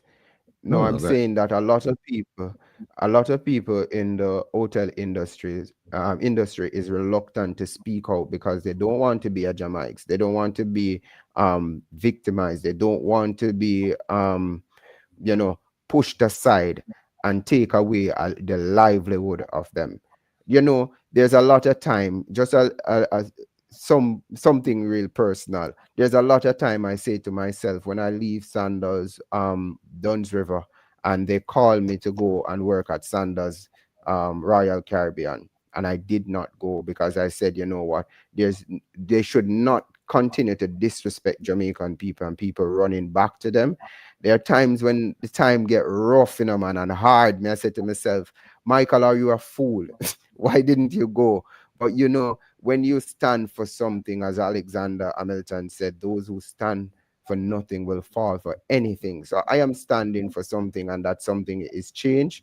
And I'm happy that we are able to find people like yourself, Uncle Rattigan, the family here at Reasoning with Rattigan, or Come Reason with Rattigan, Miss Angela Foster, or treasurer as well, Miss Cheryl Authors, and many others of the group. You have empowered me, and those who are continuing to pray for me and having well wishes, I appreciate. But a lot of Jamaican people are afraid to speak about the situation that is happening. Let me ask this question. You mentioned something about the youth, right? Ms. Foster, you want to say something? Okay. You mentioned something about the youth and all of that. But here's the thing. The voting statistics that we're looking at would indicate that the youth voting is dismal, that they're not voting. So, I question the wisdom of some of these youth criticizing the government and criticizing policies and criticizing this and criticizing that. And then when you ask them, well, did you vote? They say, no. I said, then how do you expect things to change if you don't vote? When you speak to them, have they provided you with any reason why they're not showing up in their numbers to vote and cause the change that they seek? Okay, for one, I think civics should continue to be taught in schools. That is one. We don't speak about representational politics in the homes. And they say charity begins at home, and it starts with the parents. I've been on the campaign trail, and the first thing you can hear is, "What happened, buy me a drink now?" Or they can't deal with the dry throat reasoning. I didn't even know what that was until I heard that dry throat reasoning. They don't want to talk about politics. You know why? And the youths on the street, because they think that, or they believe that once you're running for politics, you must give them handouts. And that's the policy. That's what they learn. Because the politicians are feeding them with the 5,000 and the rum and boom. So they just want that, and they're okay with it. Mm. They don't know that voting is their fundamental right. And when you talk to them that if you don't vote, you don't have a voice, they don't understand it because it is not taught in the schools. It should be in the curriculum at school. It should be talked about at church. It should be talked about around the dining table. It should be everywhere. Instead of the candidates' faces, it should be how to vote and why you vote. Mm-hmm.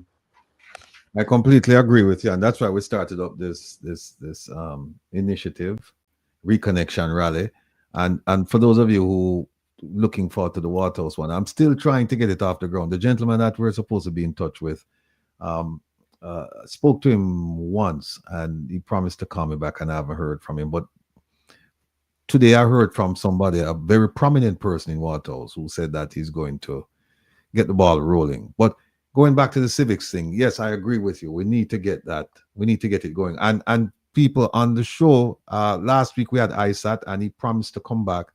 And we're going to do a segment on a regular basis regarding different aspects of civics. And fortunately for us, he's sitting in Parliament now, so he can explain to us civics from a parliamentarian's perspective. So that should be quite interesting. And let me just say that I want to touch on it a little when you're done, all right? right. About And let the me I just youth also want and to add something else when you're done too. right. And let me just say that I spoke to Isaac this afternoon, and he's supposed to be coming on to talk about he's supposed to come on with Rosalie Hamilton this Saturday to talk about constitutional reform, because it's coming back in the news, and we want to figure out what's going to happen, because the old constitutional reform bill that was submitted, that's dead. It's going nowhere. So now they have to wheel and come again. So we don't know if we're going to have another Ville Royal conference or whatever they want to call it, where they're going to sit down and have consensus on the issues that are near and dear to the Jamaican people that should be part and parcel of constitutional reform. But he said to me that because of the weather, he might not be able to transmit. So Jamaics and Miss Foster, we're praying that with the help of the Almighty, Jamaica will be spared from what seems like, that seems very ominous. So we're keeping all of you in our prayers. But go ahead, no, the floor is yours. Both of you. I appreciate that, and I pray for Jamaica as well, being here, and those people who are in the flood-prone area. When was it? Was it last month, I think, or earlier? I think last month when I went to Kingston to Andre Stevens' fashion show thing. I remember driving in the night, and I see how much street has flooded. It shows the poor infrastructure in our corporate area and also across Jamaica. But I pray for those who are in flood-prone areas, take evasive action and get to higher ground, get to family members where you can be properly protected, and also the shelter that the government provide. Please take evasive action if you know the situation of your surroundings. That I beg of all Jamaicans. When it comes on to the youths that are not engaged to politics, are not engaged in politics, it is a broader field, and I believe that we should start looking at it in depthly. Why? Because there's no training and coaching happening in the communities. And I will challenge all politicians and all Jamaicans to ask that all community centers to be built with modern day facility that can facilitate the Jamaican people of the community so that they may able to upskill themselves and make better of themselves. And with that being said, we must have innovative ways of getting to the youth, because Jamaica is hopeless to the Jamaican people. When we see the statistics of brain drain in 2023, we saw that there was a 9.2 rating, and we were second in the world behind Samoa. And now we are third behind Samoa and Palestine, right? Palestine has war in their country. We have economic stagnation here. So most of the Jamaican youths are looking a way how to get out of the country because it's hopelessness. And if they're not looking how to get out of the country and adding to the brain drain, they're looking for illicit means of getting money, because that is the only way they can feel like they can live. And that is through scamming or other illicit means. So the onus is upon the government and the opposition to not just come around when it is politics time, but actually make different initiatives, different innovative programs where you're engaging with the people, consulting with the people, and have change been done. I've heard too much time in our history that nothing not change. But I want to remind people that the man who say that he can't and the man who say that he can, they're both right. It is real time for real work from these politicians. And I'm going to make my voice be a voice for many other people who are not just looking at the problem, but are talking about solutions. And we deserve what we pay for. We're paying politicians $22.9 million annually just to go in parliament to make monkey and talk all type of things in parliament when they are not reflecting what the Jamaican people really need. So I ask that they go back to the drawing board, consult with the people, and build out the community centers and different initiatives inside the group, the community. The people have the answer. Consult them. Consult with them. Thank you. Ms. Foster. Yes, sir. I believe, well, I've often talked about this, that we need more group organizing, more community organizing. Growing up, I mean, I can go back to my childhood days because they were impactful. Because I saw my parents in group meetings. Every month they have a group meeting on our veranda. And as kids, we used to be in those meetings. So what we need also is more political development training of our youths, because of course it is important for the growth and stability of our nation. And the youth is the future. So we have to start there. We need to go into these communities, form community meetings, talk about organizing, how to be leaders, how to build power, how to build relationships. We need more social justice movement in the country. We need the kids from the universities to give back their time to the communities and organize within the communities. That's what we need. If you notice in America, when we're having a protest, how many youths are protesting with us? Peaceful protests. I want to see that here, Mr. Rattigan. I want to see that form of organizing here. Mm-hmm. And that's my pledge tonight, to get the comment. We had a town hall that I did a couple of months ago. It was well attended. Implemental walk. It was well attended. And that's how we're going to know the issues that the communities are facing out of those meetings. And they know that somebody cares because they are lending their ears because they want to hear what challenges you are facing. How can we have a campaign if we don't know what are the challenges? What are we going to fight for? Mm-hmm. Thank you. All right, look, we have another guest, final guest here waiting in the wing. So what I'd like to do, I'd like to give both of you the opportunity to make a final appeal to the people in Jamaica as well as the people overseas regarding your activities and concerning the beach movement.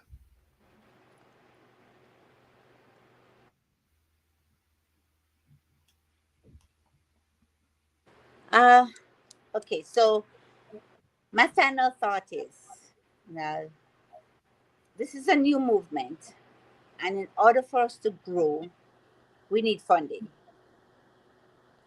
We've been doing our fundraising training with the members of the organization.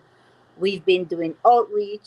We've been doing some form of grant writing. We've also enlisted, what's the name of that company? A professional, what's the name of the company, Michael? But Mr. Stephen Edwards, who we've paid for his expertise Stephen Edwards on grant writing.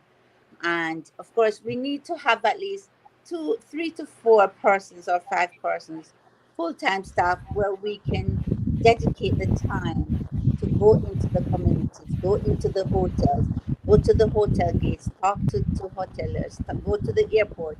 But we need capital to work with. We need the capital to work with. Myself, Michael, Miss Arthurs, Winsome, Brady, a few of us have been donating our time and our money. We have donated a significant amount of money to this movement. And we are asking the diaspora to assist. And we've been trying to fundraise ourselves. But of course, it is not easy. So, right. I don't, Michael.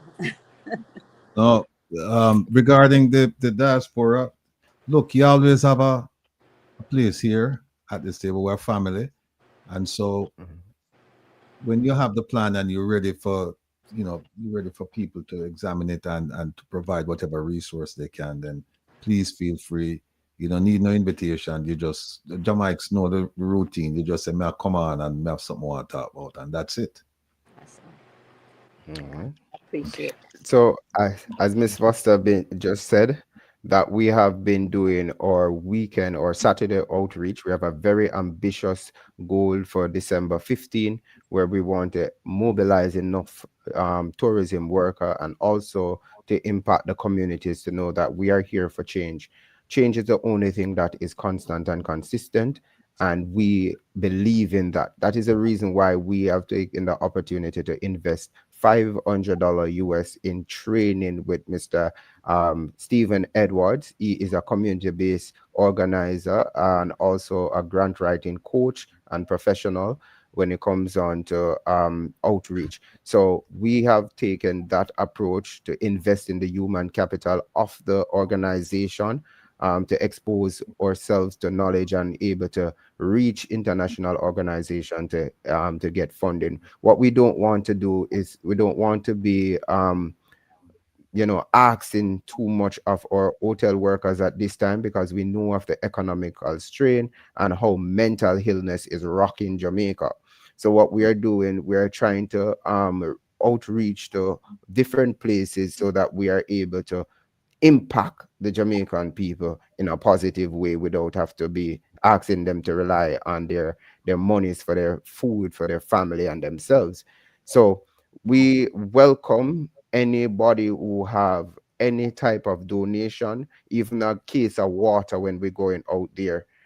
Two, what we normally do is to ensure that we contribute to the community, like we did in Steertown on Monday when they had their celebration. We went there, we gave them 3 cases of water, 2 cases actually of water. We also contribute to the prize of what they would win for the day. And these are coming out of pockets that are very shallow. And I can tell you that you're pouring from an empty cup. That is Mhm. what we're doing. Printing of these brochures is very expensive. We also have that to look at. We are thinking about gas traveling, all of these things. So if anybody have a family member in Jamaica who would like to ask them to come and help us on the road, whether it be volunteer, give us a case of water, or two, give us a gas voucher, anything at all. We are doing it for the love of Jamaica, because we are not sitting down and hearing it not change, not change. We are the catalyst for change. We are pilgrim fathers and mothers of a better tomorrow. Today we fight so that tomorrow our youths can have the beaches to go on. We have our youths have the communities to live in. We don't want every Jamaican have to leave Jamaica to have a better life. We believe that we deserve to live good in our country, and we're starting one community on a time. We are on a mission to fix Jamaica. We are asking, are you going to help us on this mission? And I know that that answer is yes. So continue to support us, whether it be like or share. You come on Mr. Rattigan's program, respectful comment, endorse it, tell your family members about it. We do appreciate you, Uncle Rattigan, and the diaspora. It is all love, and thank you for accepting me from the first time I came out here. I'm a very shy person, and you allow me to grow, and trust me, the knowledge that I've able to gather since I have been around you and many others, I am so grateful. I look at my growth so far, and let me tell you, man, when there are days when I feel like I don't know where the next thing is coming from, the next meal, you know what comes to mind?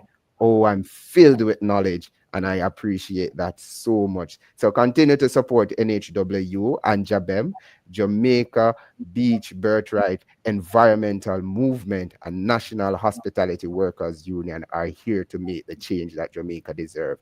Continue to follow us, continue to support us. We love and respect you, our family members. Thank you. Before you go though, OT said that there's a video she wants to play, a quick video for you. OT, go ahead, please. I can play the video. Please, thank you. Tell us what we're seeing here. Where is this? So we are looking at Little Duns River, and we're looking at the infrastructure there, and we're saying that the infrastructure in Little Duns River needs to be improved. But look at the beautiful waterfalls. I mean, not Miss Angela's back, but we have the waterfalls. We have. So I think that wasn't the video though, but all right, big up. I can always represent big up Uncle Rattigan and love alone. Continue to do what you're doing. OT, big up yourself. I want freedom for the speech. We need the speech to be free. So how long you say you have been on this speech? Well, you have no. I'm a little over there for 79. 1979. 1979. Right? And then after that, no. They moved from there. One county got from 97. After that, still to where we got still going to get killed up there. So I was not going to feel about it. So we have to come out over here. So we got to go down there. Hold on the uncle. So when they bring you guys to your town, they find house and go no? They don't do no. No house. They say we are not there, but I am there. Wow. And we have to go cut pick and be right. Well, so that means you guys had houses here? Yeah, we did. Have no house, good house. Well, yeah, people go house and walk around. Yes, but a roof over on the head. Yeah. And you go down there, sir. Yeah. One and no roof over on the head. But if you stand that, then go and give we whole to the guys straight on the So they promise you guys? Yeah. Who promise you? The government. The government? Yeah. Who they say? Yeah. And them? Wow. And then I come guys straight on now. We find that you don't do no. And we have to see if we find out we have to get out of check the wall. And we're telling you every young way on that if these are on our film, and we are in time for every inch, every corner to The sad reality, both political parties have overseen this abuse of the Jamaican people. And this current government is in the court with the Little Duns River people and many other beaches in Jamaica. People, are you going to sit down and continue to play politics or stand up to preserve the beach, the right for the beach for all Jamaicans, even for your kids to come? Let me know.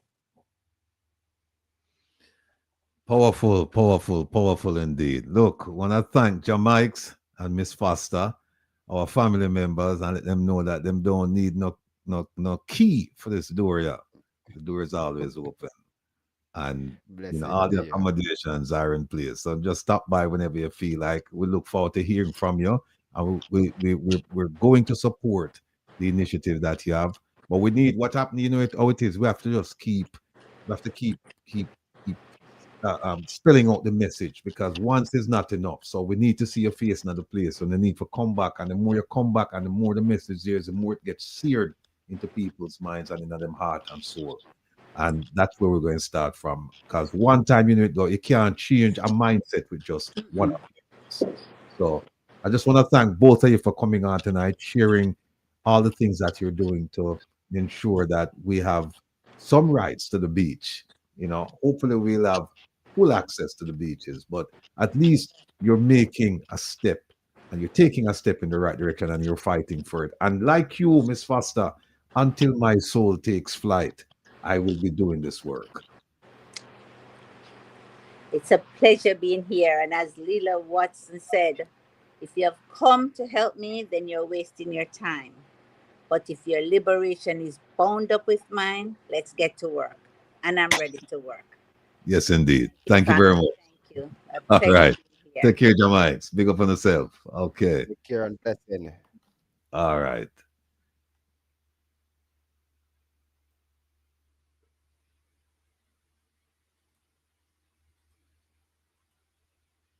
Okay, we're good. All right. So, folks, you see, Kevin, don't laugh on OT. Me needed a skinny grin because I said that it would be 9, but we started late. So, now forgive me some leeway because when they talk to people. See, John McCarthy, big up yourself. Big up yourself. Glad to see your face in the place. Where we go now? We have Natalie here, otherwise known as Exotique Lychee. Natalie, I don't know why you're going away. I just want to do a quick little segment. Stay with me, all right? Folks, I want to show you something. I'd love to show you this. Where is it? Where's Mr. Terrelang? Is it this one here? Is this one? Opal? Staging of the conference. So it is No, not that one. Not that one. We'll play that one on Saturday. I think it's this one. Dr. Chin, how easy it is to get everyone on the same page. Because as the minister just said, you're talking about people from England and Canada and New York and all over the place. And I guess people would have different reasons to be there. And I say, well, all right, I want to do this for Jamaica.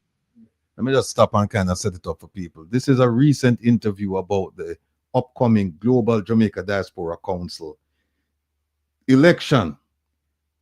We're in the period now where you can nominate people and where you can register to vote. And we're encouraging all of you to do so. Do so because this organization, this Global Jamaica Diaspora Organization, it's not called the Global Jamaican Government Council. It's called the Global Jamaica Diaspora. And who are members of the diaspora? If you live outside of Jamaica, anywhere, as long as you live outside of Jamaica, you're considered a diaspora member. And the question is, can we sit back and let the Jamaican government dictate, lead, influence, control the diaspora organization? Would you allow somebody to come to your house and tell you what to do inside of your house, how to conduct your affairs? And then tell you, say, it's your house still, but we are run things. Is that permissible? Think about it. And this has nothing to do with politics. This is just fairness. This is about being just.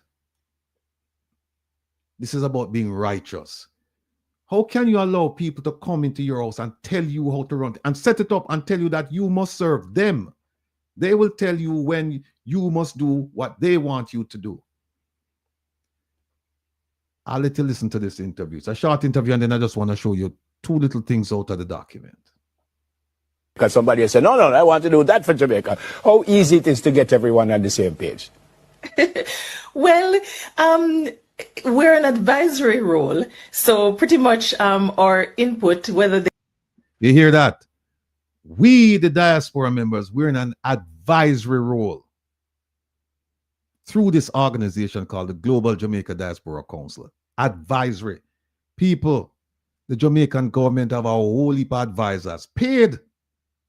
And not all of them are Jamaicans, but they want the diaspora to advise them for free. And it's just in the abstract because it's just theory, because they don't listen to us when we talk to them. We've been speaking to them about crime fighting techniques for years.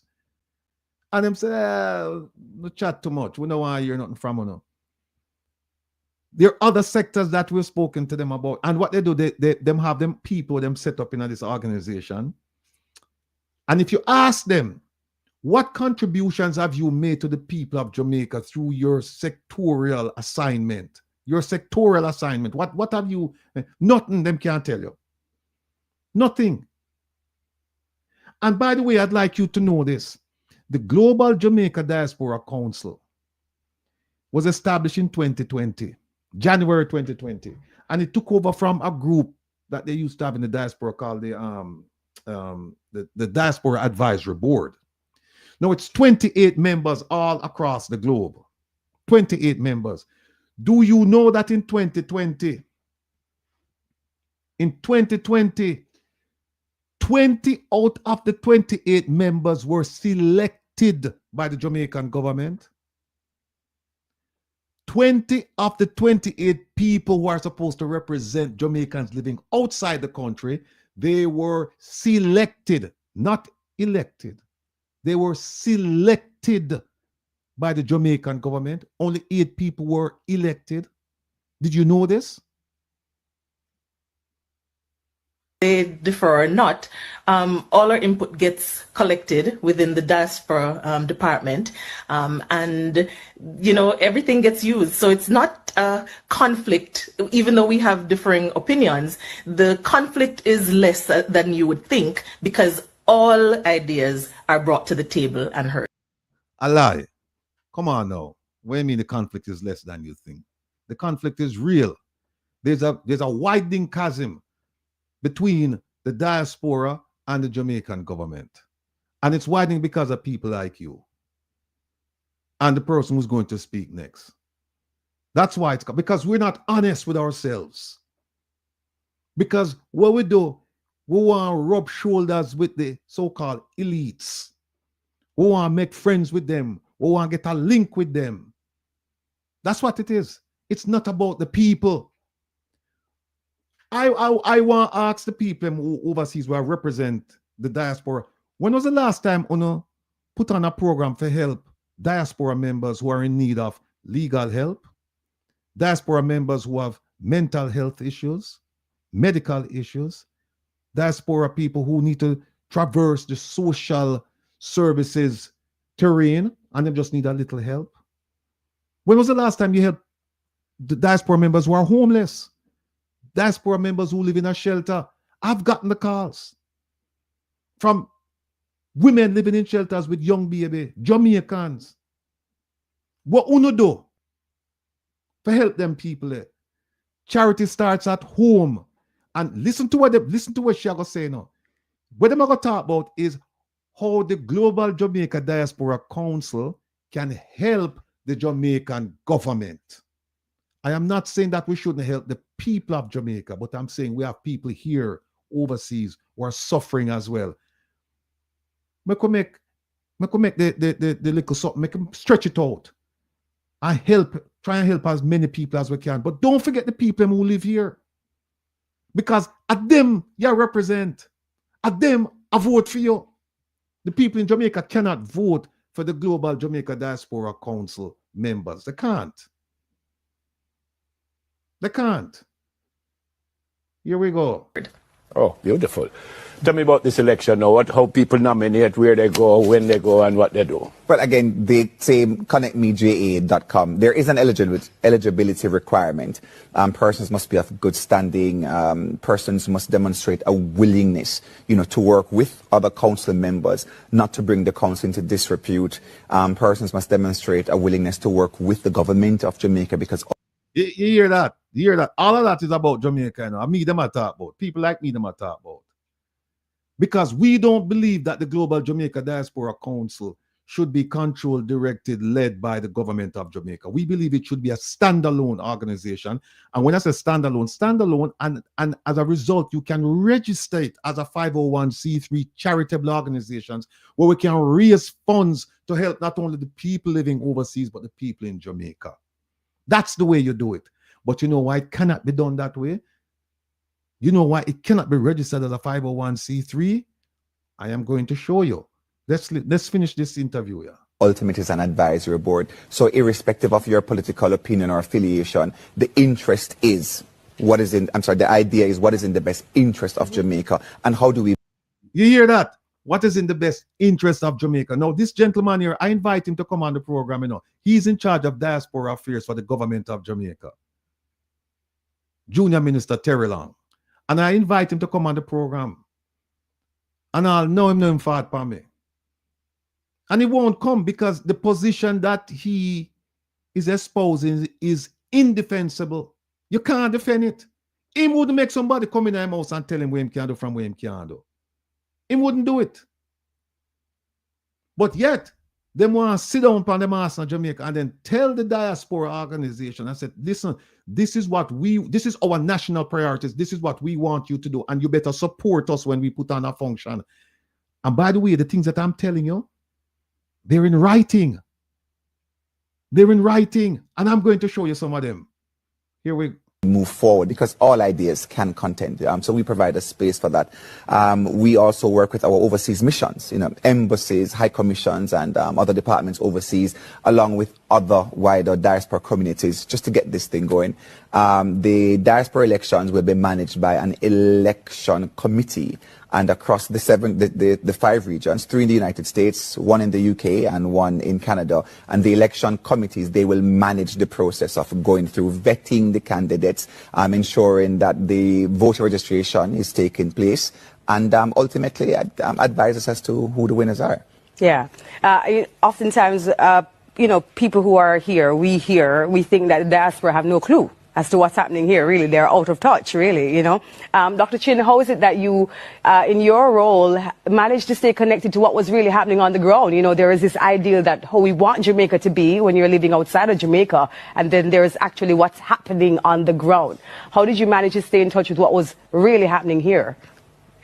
Well, I think one of the good things about the process of the entire council is that we work closely, like Minister said, with our heads of missions, and we have engagement tools that we are in the community. We're engaging in our communities. We have the diaspora conference that sets us, when we come home, we get to hear all the things that are happening in Jamaica that are affecting Jamaica.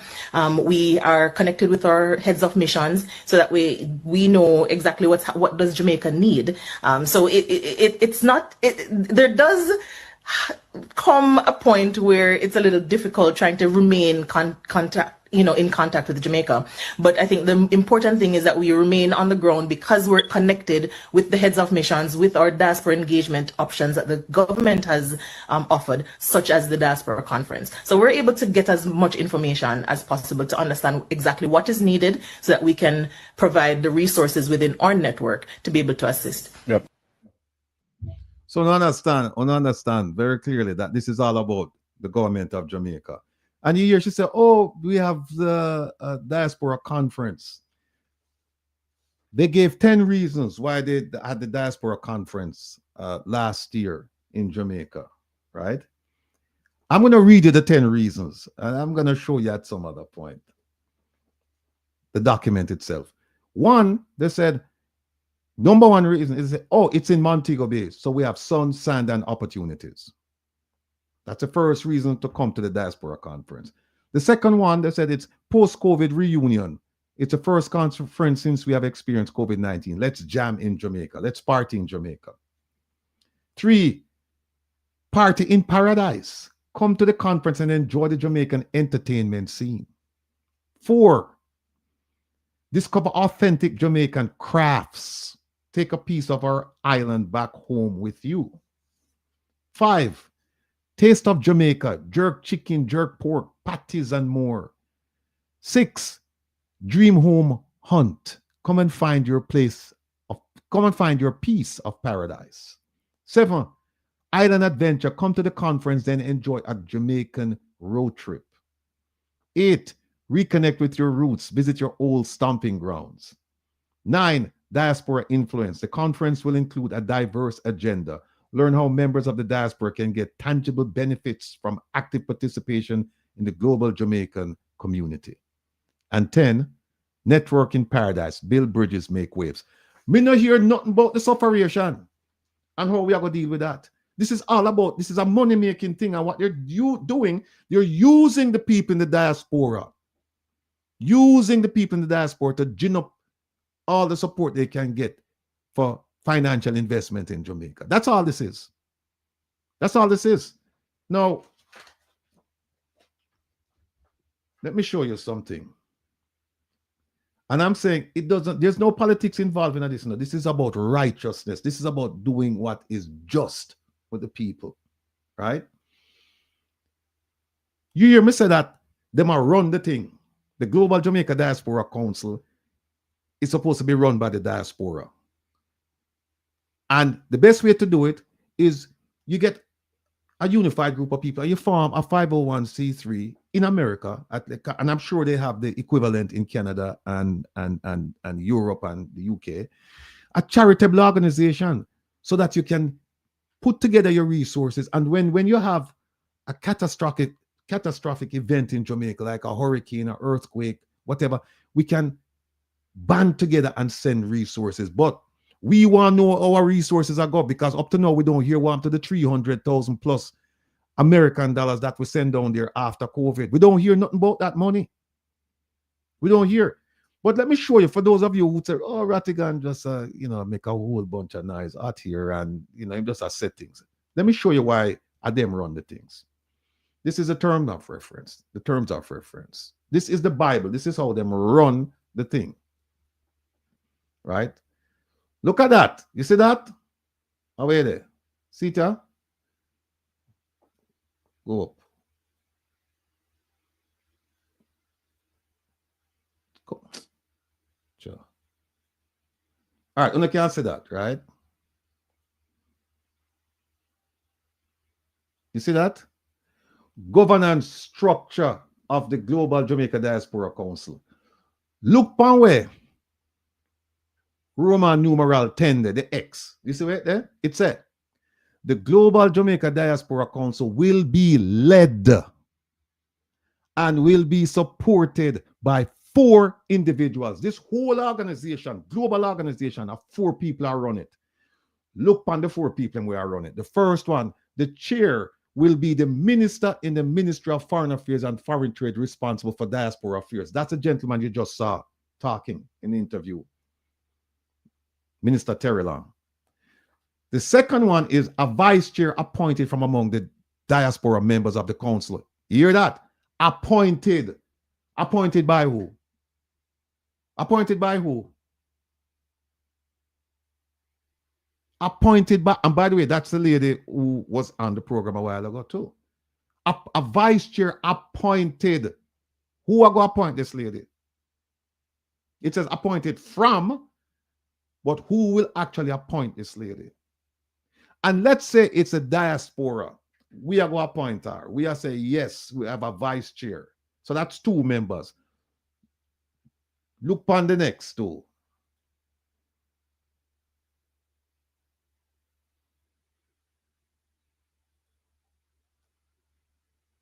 Look on the next. Right so. Let me.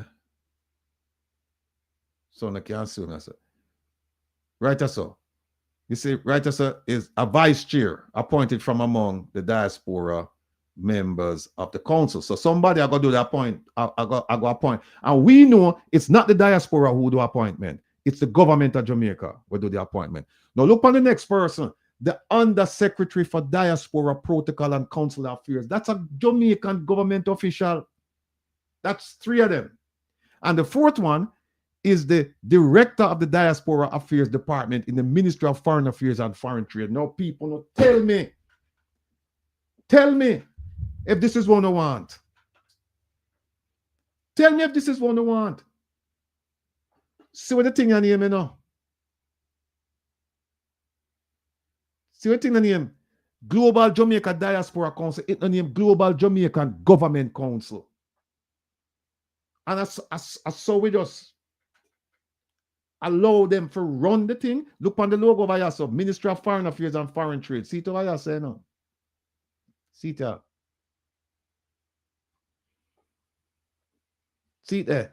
And that's why them cannot make it. That's why last year, when we registered the thing, them couldn't say, mom was the word. Them couldn't say a word. Because you know why? They cannot register it because them have 3 government officials on it.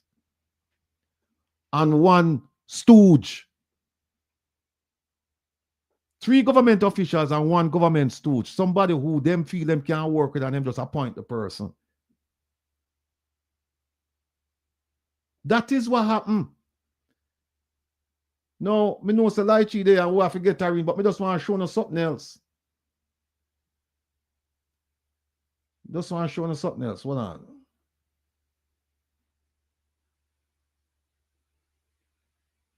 Let me. All right. Look on this. Them I tell you now, what are your responsibilities, Them I tell you, because this document, you see the logo up on the top, Ministry of Foreign Affairs and Foreign Trade. It says,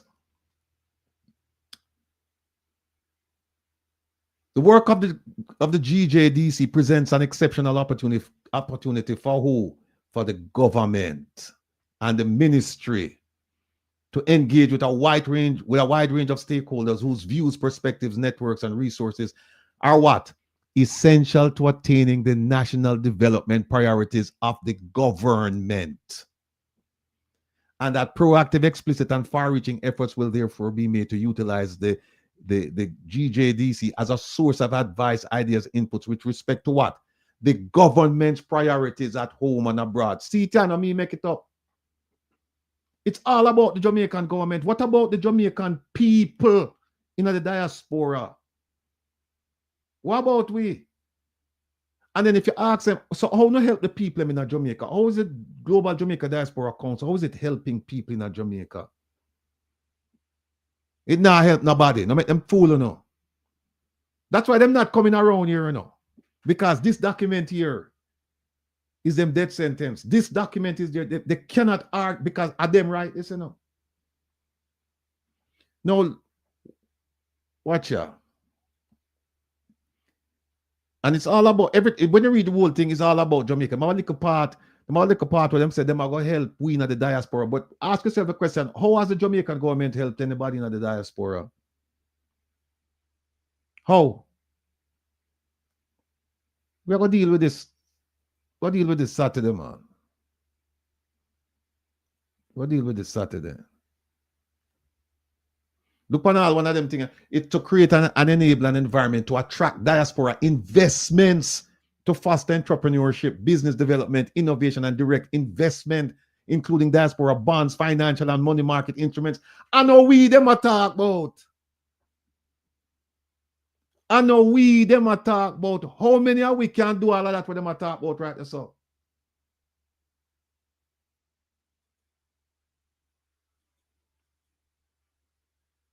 No, look on this, I know.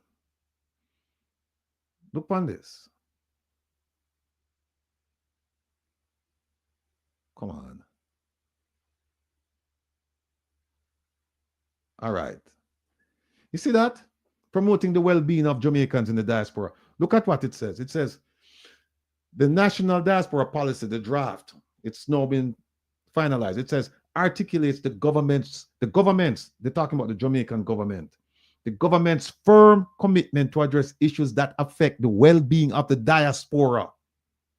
So they're going to help with, while assisting them to prosper in the countries where they and their descendants reside. I want to tell me how many of you have prospered as a result of the Jamaican government's assistance to you in the diaspora.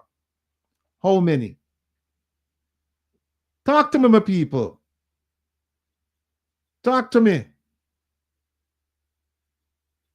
And everything right here is about Jamaica. It's about and money. Jamaica and money. Jamaica and money. Now, I'll show you something. So one of the things I them tell you that you must do, you know. These are instructions for them give you. One of them, look at you must support the promotion of events being hosted by the overseas mission. And when them say you support it, see what it say, I know. Hold on there. You see it right there, so? You are required. Mean you're bound and compound. We are tell you that when we put on any event over in America, UK, Europe, Canada, wherever, you as the representative, you're bound and compound, you have to support it. If you live there, you have to support it. Right? Show you something else.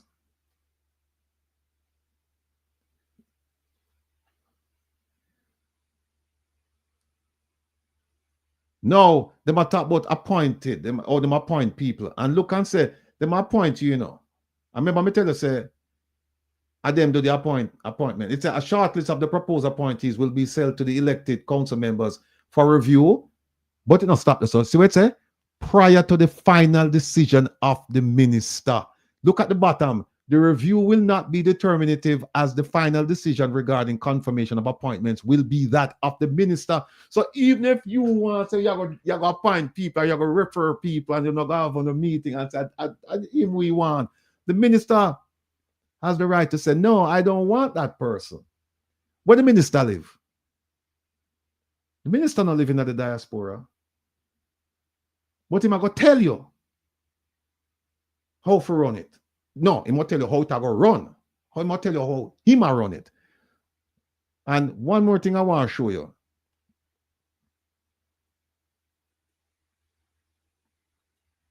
Them there.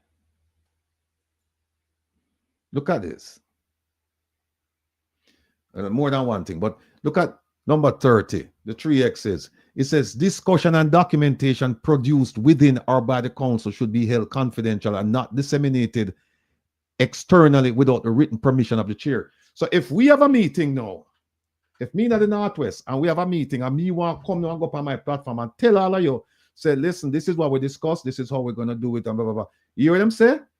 Me can't do it unless Minister Terrelang give me permission. People don't understand this. Me cannot do anything with this until Minister Terrelang give me permission. Me can't tell you anything. We're sworn to secrecy. I'll show you one more thing. Oh, this is interesting. This is 37, right? It says this is something relatively new. Them put in there. Them say members of the council shall not establish any structure, association, or entity in the name of the Global Jamaica Diaspora Council, or which is established specifically in their capacity as members of the council. You know why? Because last year we registered the name. So now they must say, if you're a member, you can't register.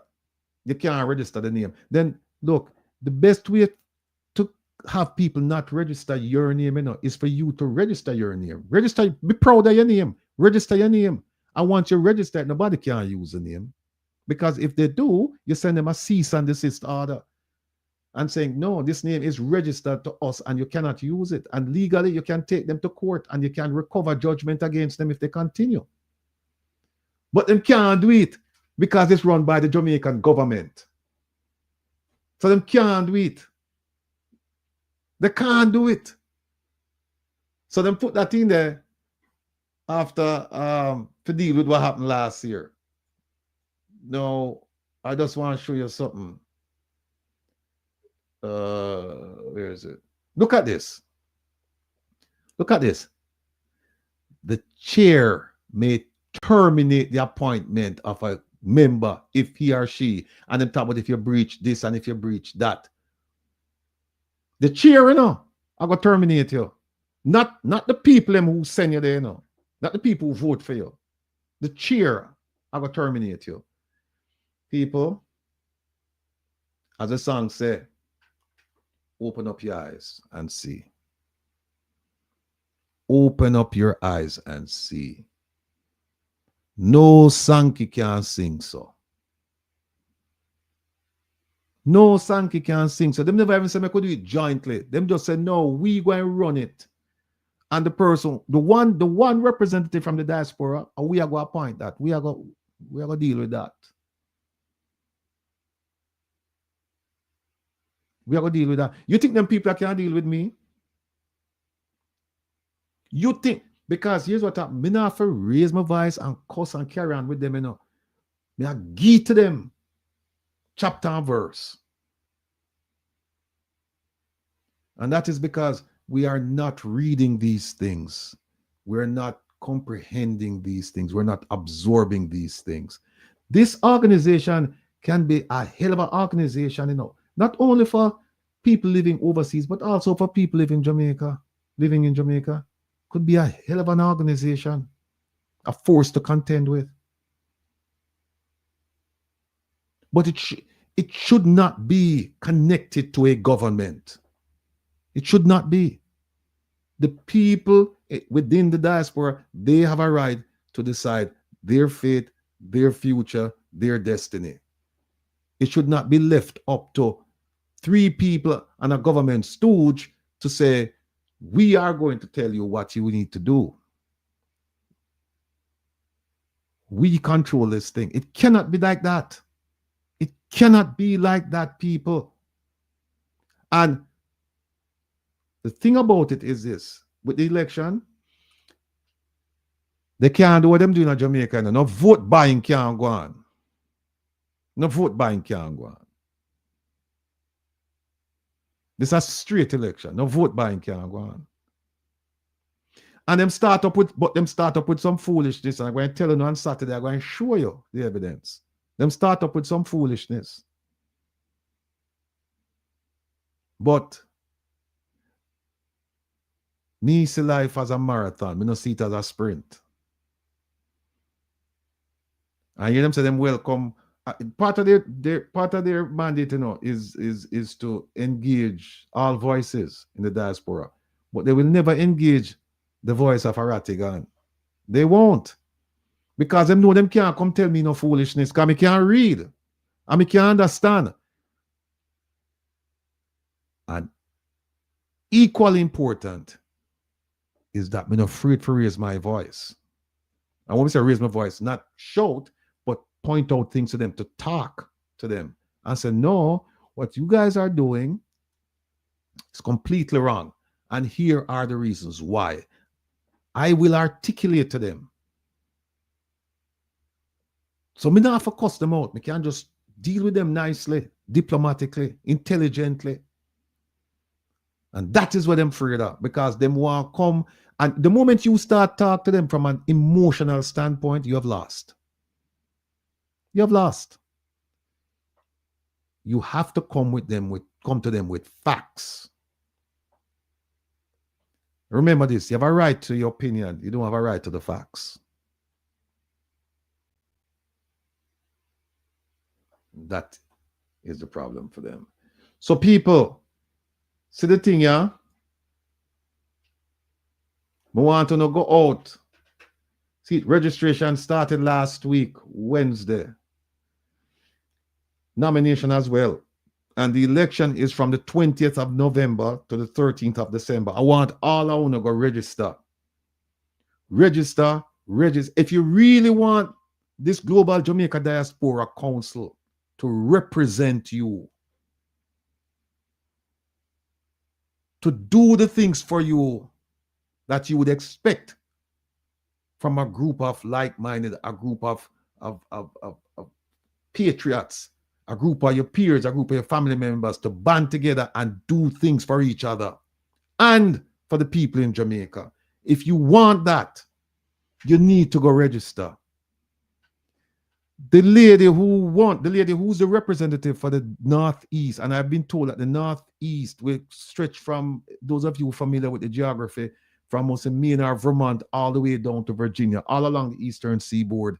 I've been told that it's about 1 million people, maybe even more, but it's a lot of people. And she won the election almost 3 years ago with 95 votes. Listen to me carefully. She didn't win by 95 votes, you know. She got 95 votes.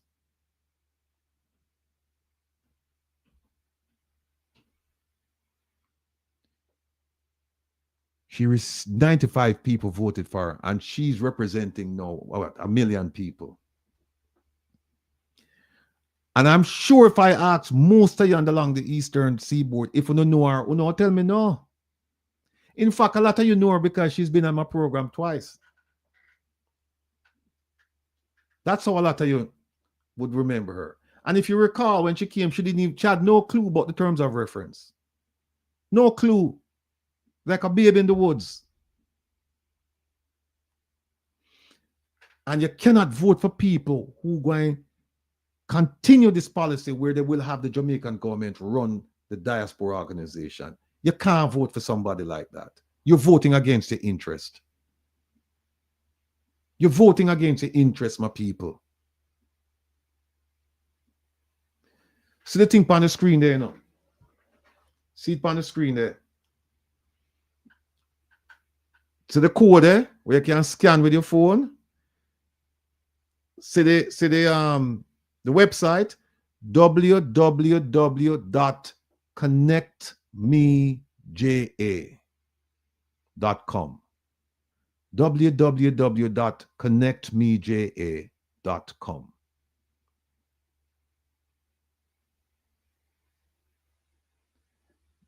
This is not Jamaica, you know. Them can't buy your vote. Them can't threaten you. Them can't do nothing to you. So you can come out now and vote freely. And we can't make 95 people determine who will be the representative for 1 million people. Merlin Fid, me no blame you. The only way you gonna know her if you'd watch a program, I don't know, 2 years ago when she came on, more than 2 years ago. That's how you know her. All them want to do is just rub up against officials, get number, cock off lick a finger and a drink wine or whatever them a drink. People, let me tell you something. Them people that can't go. Most of them will never end up in the places where me end up, both, you know, cocktail party, this party, this, that. If me no go another party, me go enough of them party there. I want to thank the FBI for that. Me go enough of them party there, all over the world. All right, I see you, sir, at a light your time now. All right. So you are people, see the thing there now. Please, me I beg you now. I'm not going to see it again Saturday. So let me take that off, and I see you, you're right. Where Sierra, Miss Silvera. I can see a beautiful there she is, people. See her there. I don't know her, I don't love her. The one, the only. All right. Talk to me, because, you know, I see you have to tell myself to come off from my soapbox, because we don't go hard, you know, and never go hard Saturday. I will continue to go hard, because we need to go hard to get adequate representation, not inadequate representation. But that's not your bailiwick. So we could talk about your presence here now tonight. Lychee, talk to it. Rise and reign, Sir Rattigan. How are you? Doing well. Thank you for asking. And you? I am very, very well. Greetings to everyone. I don't know how to pick up from where Jamaica left off. That was fantastic. Mm-hmm. I really enjoyed that presentation. Lady Angela Foster, that was phenomenal. So I just wanted to drop a little lychee nugget as it pertains to tourism and Jamaican citizenship. So on using their sentiments as the backdrop, I just wanted to kind of show your audience how tourism connects or pertains or bridges citizenship in Jamaica. Jamaica is more than just a destination. Jamaica is a home, it's a heritage, it's a whole vibe, it's a brilliant culture, yeah? And when we talk about tourism and citizenship, Jamaican citizenship, we're really talking about the highlights of the fun and the people and all the things that happen in Jamaica when someone visits Jamaica. Jamaican citizenship presents a sense of patriotism and kind of like a return to your roots type of thing. It's about identity, belonging, ownership, and national pride. People will go to Jamaica because they're curious. People go to Jamaica because they're going to the stomping ground or the playground of their foreparents, their grandparents, their parents, whatever the sort, whether it's just to touch base with the culture and to familiarize themselves with our beautiful island. They do have the right now to decide, listen, I want to make this place my home, right? Even if you go to Jamaica to visit and you fell in love with a Rasta man, once you do that, you realize that there is no place like Jamaica, absolutely no place like Jamaica, which lends me to tell you that there are two ways you can register for Jamaican citizenship: by descent and by marriage, right? So when you turn your vacation into an application, then you're on the path of becoming a Jamaican citizen, proud Jamaican, knowing no better than yard type of person. We all know that tourism is one of Jamaica's largest source of revenue. It supports our infrastructure. Even agencies like PICA benefits from tourism, right? Someone who holds Jamaican citizenship enjoys certain privileges, ease in travel, doing businesses in Jamaica, raising a family in Jamaica, longer stays, and even your vote gets to count, right? So it's safe to say that it creates a special bond, a special kind of tourism. It's roots tourism, what I call it, which provides a total different narrative.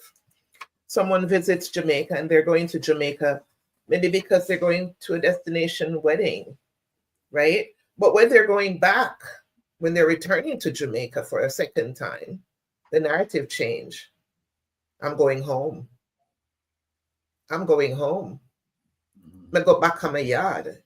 Even when they weren't born in Jamaica, just the fact that they're affiliated with someone from Jamaica, even if it's Jamaican by injection, they're celebrating Jamaica. Everybody wants to be Jamaican, right? So I believe that Jamaica has hospitality in their DNA. And that's one of the reasons why I applaud Sir Jamaica for what he was saying. And I stand with that organization, because when you experience Jamaica, even though you're not flying Air Jamaica anymore, you're experiencing Jamaica from the airport to your hotel, right? To the rivers, to the beaches. Hospitality is the whole country, the island is drenched in hospitality. The food, the dance, the culture, the artifacts, the things that you buy when you're leaving Jamaica to come back to wherever you're from, right? All those things speak loudly about the boldness and the pride and the sunshine, not to mention the rhythm of the island itself, the smell. When you get off the plane, you know you're in Jamaica. If you're from country, Islington, like myself, and you smell the cattle, even if you're sleeping in your cab, you know you're home, because the essence of the culture, right? So essentially what I'm saying is, in a nutshell, think about it. If you're living overseas and you have Jamaican heritage, whether by your parents, your grandparents, look into getting your Jamaican citizenship. If you're married to Jamaican, you're overseas, just the same way you can obtain citizenship of that country, you can also register to be a Jamaican citizenship, to have Jamaican citizenship through marriage. Don't lose out on your heritage. You're entitled to it. It's what you deserve. Just make sure you go ahead and do the right thing. So this way you can, take part in the diaspora council elections. You can take part in general elections. You can send your children to the University of the West Indies without having to pay the tuition of a foreign student. Take advantage of what is yours. And of course, just bask in the energy of the beautiful island. If you need any kind of assistance with that, I'm here for you. So, what do you think is likely to happen now with Melissa bearing down on Jamaica? And the reason I'm asking is because you probably won't. Oh, Wayne Gray said that the QR code has been deactivated. Yes, Wayne Gray. The Missy just mentioned that to me. Just go to the website then. I think the website is fully operational. For those of you who wanted to go to the access the Global Jamaica Diaspora Council's the website through the QR code, it's not working. But if you just dial, www.connectmeja.com, then you should be able to access it. But now with this hurricane bearing down, you won't have much travel. So what is the projection for somebody like you with a business like this for the foreseeable future?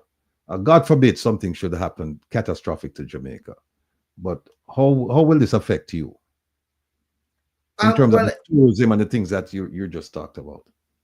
Well, as it is right now, if they do not stop flights going, depending on the intensity or the magnitude of the storm, the hurricane, right, then they would have to halt travel and such like that. But whenever someone gets a travel visa, if you're not a citizen of Jamaica and you have a visa to travel to Jamaica, the visa is actually issued for an extended period of time. So if you're not able to travel in the immediate future, you can always have that visa to carry you through to next year. We don't anticipate that it's going to last that long, right? Because it's just developing. Once it completes its course and the course is clear, then they can actually travel to Jamaica. So we have to listen to the broadcast. We have to listen to the authorities and the weather persons, and whatever directives they're given, we go by that. Mm-hmm. Mm-hmm.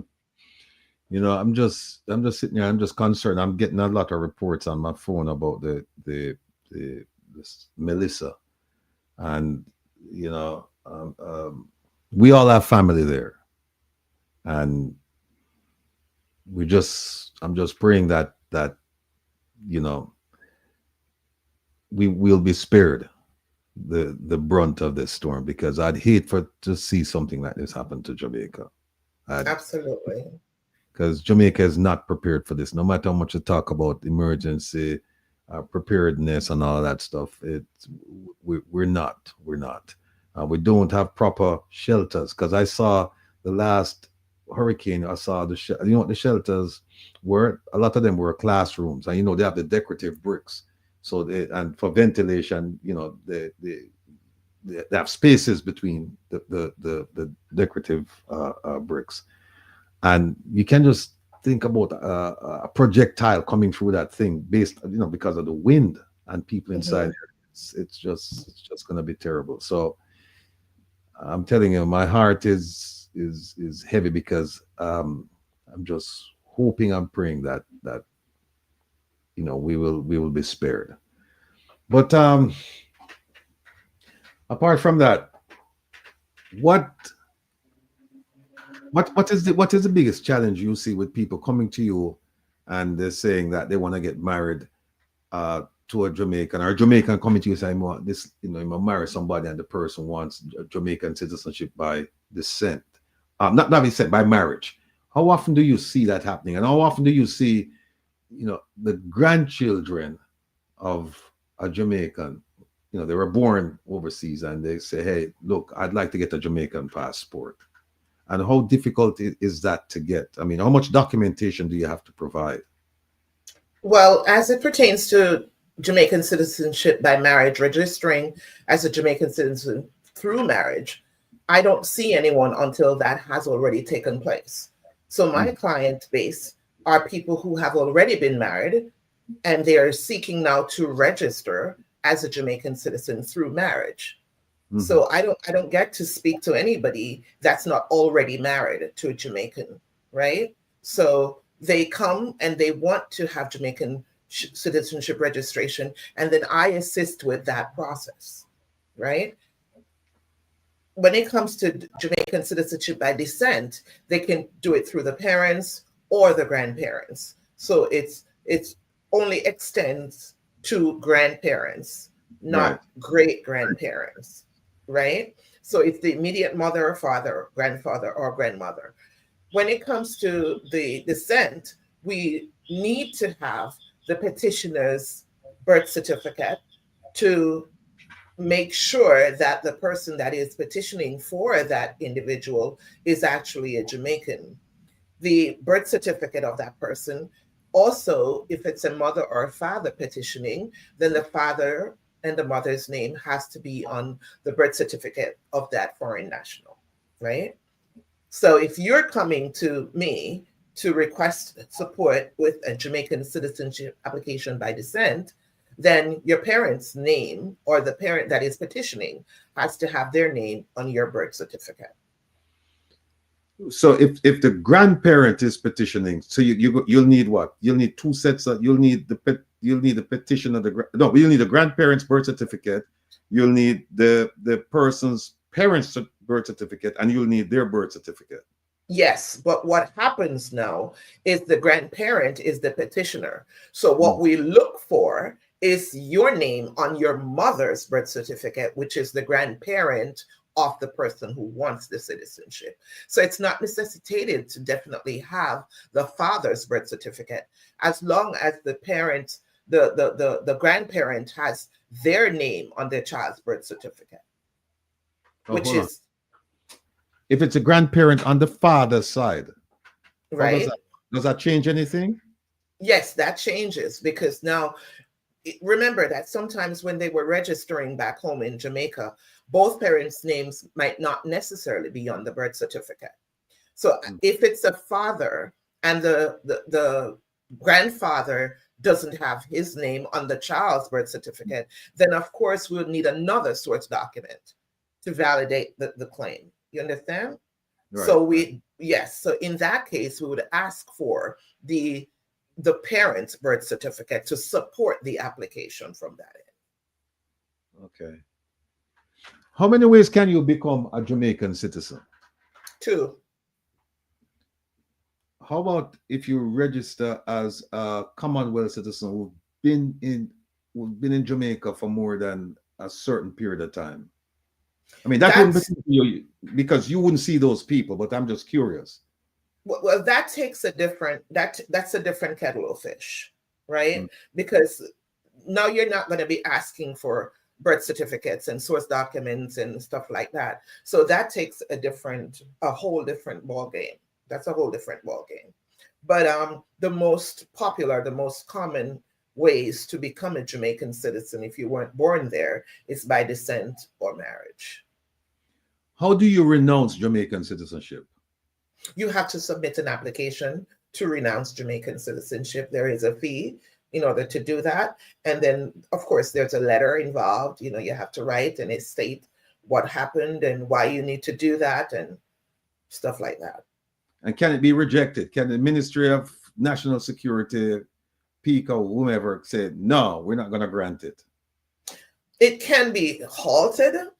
I have never heard of it being rejected, but it can be halted. And sometimes when that happens, it's because you might be indebted to a certain extent. So let's say, for example, there are extenuating circumstances that would cause that to happen, right? So let's say, for example, you like in America, you owe IRS money or whatever. There are things that they have to resolve before you can actually give that up and say, okay, well, we can go ahead and do this or do that, but we need to clear this up first, or we need to make sure that that is okay before we do this. Because once you renounce Jamaican citizenship, then you're pretty much saying you're not responsible, you're not accountable anymore. You understand? So anything judicially that might be involved has to be resolved.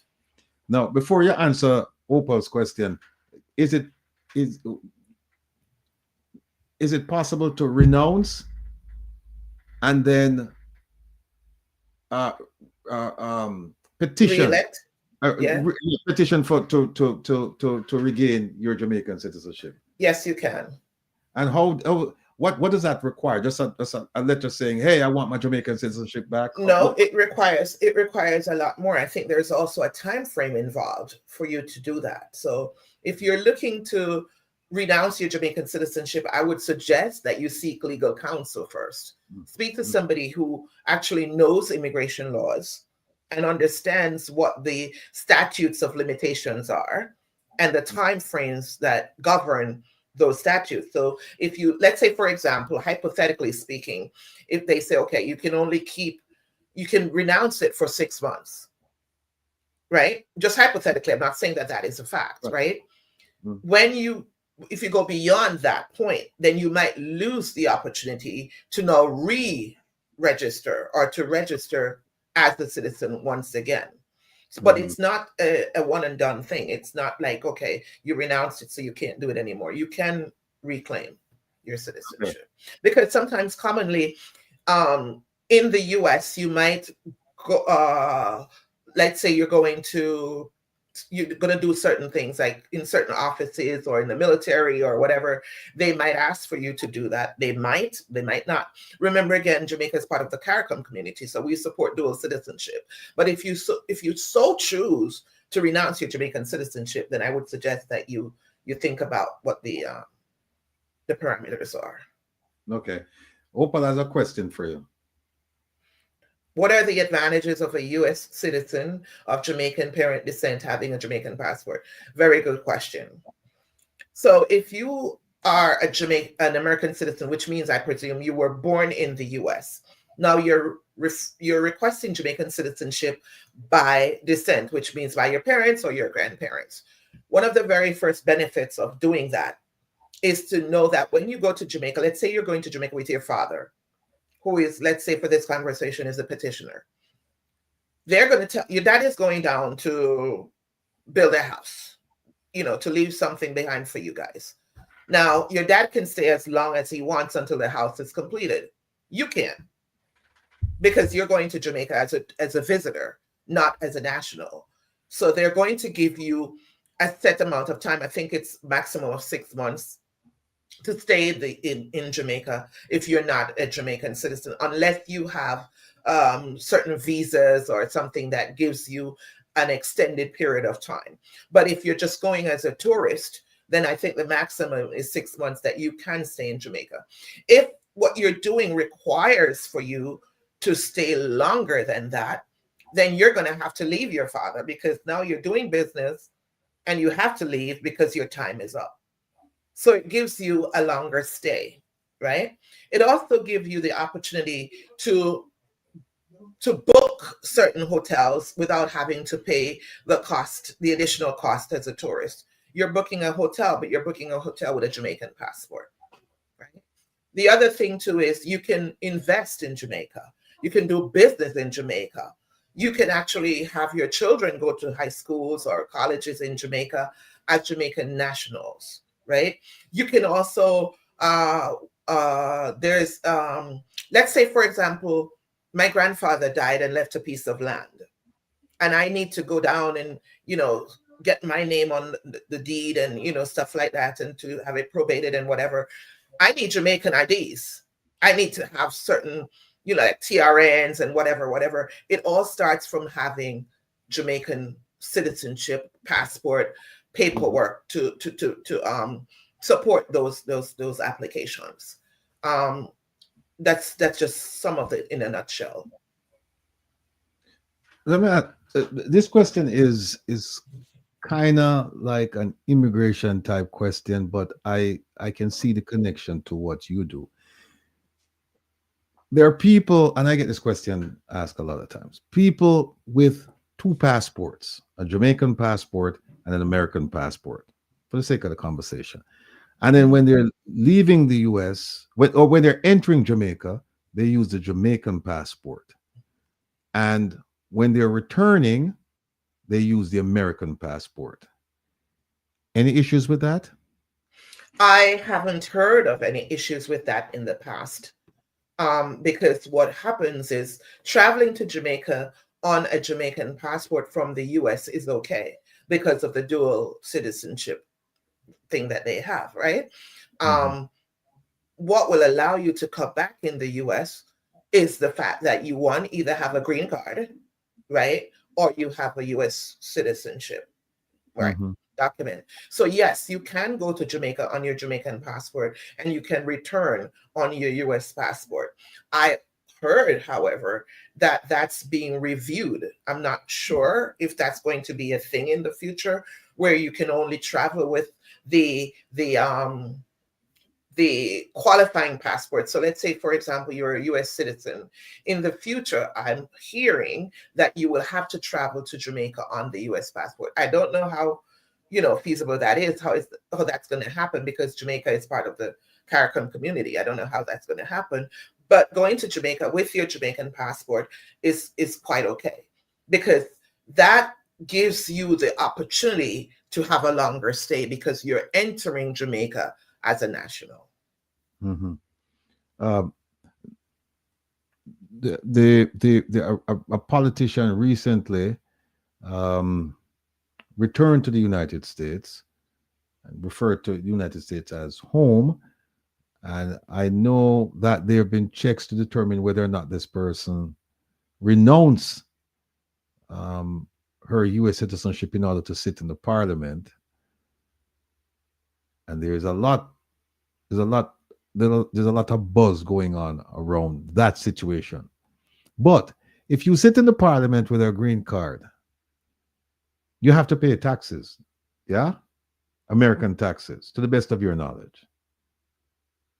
I'm not sure about that, because remember now that if you're sitting in Parliament, there is diplomatic things. There's a lot of diplomatic things that are attached to that. So that's something I can't comment on that, because I don't know how how that governs taxation and how it applies to Jamaica versus the U.S.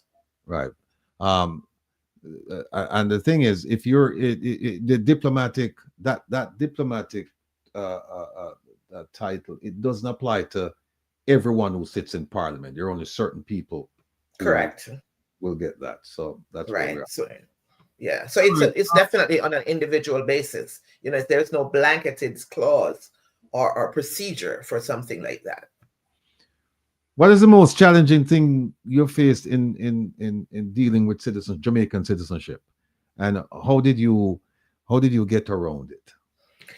One of the most challenging things that I've experienced is getting a police report, like a character reference, like a background letter or clearance, because when you register for Jamaican citizenship by marriage, you must submit a police report, a background clearance. And it's very inconsistent depending on your province or territory or where you live. Because, for example, if you're in New York, sometimes you can go to a police precinct and get a police report, right? Sometimes you can go to police one police plaza and get a report. And sometimes you have to literally mail in a request, on a federal level. So, so it depends on the accessibility, depending on where the person is located. So, like, for example, I'm in Nassau County, right? And even Suffolk County does things differently from Nassau County. And then you get out of New York and you go into Pennsylvania, and it's you have to send it in, and then you have to go online and they have to email it to you. And then here in New York, you go to federal One Police Plaza, make an appointment, go there, they fingerprint you, and you pretty much get the document in 24 to 48 hours. So it depends on where you are and all of the, the nuances that you face in getting that. So I pretty much try to figure out first and do kind of like just kind of like vet the applicant and see where they live. Do you already have a police report? Are you going through immigration? Do you have a background thing that we can use that's less than 6 months old? Stuff like that. And then we'll try to find a way to mitigate those problems. Have you ever gotten, like, I've gotten people come to me and said, I've never committed a crime, and then you get the police report and it says something else, and or they said they've never committed a crime, and so you don't fill out anything on the form. Then you go for the interview, and then the immigration officer pulls out a rap sheet, and then you just have to withdraw the complaint. Have you ever had anything like that where people tell you one thing and it's something else? Well, I just accept the applications and submit them to the consulate. Now, the consular officer is the one who performs the interview, kind of like a biometric appointment, similar to what we do in the US for a biometric appointment. The Passport, Immigration and Citizenship Agency, PICA, is who reserves the right to make a decision on that. So we have to submit the application to PICA. And if there's anything of that sort that's happening that we don't know about that shows up, I don't get to know that. The applicant does. So they would reach out to the applicant if they found something that is lacking or something that needs to be resolved. We have a few minutes left, but could you please explain to all of us, right? Because explain to us the application process and the issuance of a passport. And I'll tell you why I'm asking, because some people are under the mistaken notion that it is the embassy or the consulate that issues the passport. And so when they don't get them, say, well, they take my money and them take my thing and them don't give me the passport. And meanwhile, it goes to Jamaica. It's not processed here. Can you just walk us through that, please? Yeah, well, the consulate is pretty much there to take the application, vet the source documents, make sure that everything is perfect or compliant, and then they send the application, the request to PICA. The Passport, Immigration and Citizenship Agency is yes, in Jamaica is where the passport is issued. So when PICA receives the application, they're the ones who go in and, check everything out and dot the I's and cross the T's. And, if they need additional documentation, or if something comes up where there's a discrepancy with signatures, name change, whatever it is, then they reserve the right now to hold on to the application until those issues are resolved. Most of the times, that's where the delay comes in. If an application is non-compliant and additional documentation or proof is needed, that's where the holdup comes in. Not necessarily the consulate, because the consulate is pushing the passport applications out by the hundreds. When they get to Jamaica, then PICA reserves the right to say, hold up, we got to get this, we got to get that. And then they notify the applicant and the consulate stating that these documentations are needed. All right. Any final words? Oh, by the way, tell people where, I know it's right there on the screen, but can you tell us where we can find you and be able to access your services? Certainly. Well, we're on social media. It's at Jam Parallel Global, which is also a part of the email handle. It's JAMPARALLEL, jamparallelglobal@gmail.com. That is the email, and that's the handle for social media as well. My phone numbers are 202-836-7386 or 631-383-1179. Also, I want to mention that this coming Saturday, we have what is called Connect the Docs, DOCS, right? Docs Initiative. It's a diaspora initiative that is myself and Sam's Caribbean Marketplace in collaboration that we do every month. So it's a monthly passport drive. So this coming Saturday, which is October 25th, we're going to have our second Diaspora Initiative Passport Drive at Sam's Caribbean Marketplace, 225 Hempstead Turnpike in West Hempstead. It begins at 10 a.m. and it ends at 5 p.m. You can come on over and you can have me sit down with me and get one-on-one guidance as to how to proceed with whatever application it is that you'd like to submit to the consulate. That happens every month. The next one is going to be November 20th and then December 22nd, respectively. So again, you can reach me at 202-836-7386 or 631-383-1179, or you can just come on out to Sam's Caribbean Marketplace on Saturday and I'll be there. All right, folks. That's Miss Natalie Silvera, aka Exotic Lychee, and she's providing a wonderful service to the community. And thank you for having me. Yeah, if you have any questions, please reach out to her. She's a lovely lady. She's helpful. She's willing. And somebody, you know what? Somebody said to me, a dear friend of mine said to me, they watched the program last week and they said, if I were you, I would have said to everybody, oh no, go over there to go support our business. Anybody would need passport or birth certificate or anything having to do with the documents coming from Jamaica. Oh, no need for go over there and deal with her, because they said, look, she's knowledgeable, and at the same time, some people when they have a little knowledge, them kind of get uppity and things like that. But they said, no, she's down to earth and she's business, but at the same time, she doesn't give the impression that, well, when you come to her, that she's here, you're there. It's like you come and you meet as Jamaicans, and she's just willing to help. And unlike a lot of people who they really don't know what the procedures are, and they're just guessing at it, and they'll just, and I know some people do it as a scam. I know people who have done it. I know people have done it as a scam. They take money and say, we can get you your passport, we can get you your birth certificate, and then they just disappear with your money. So we don't have that here, folks. We don't deal with those people around here. So Natalie, any final words before we sign off? Yeah, I saw a comment about my falseness or my fakeness was hard to listen to.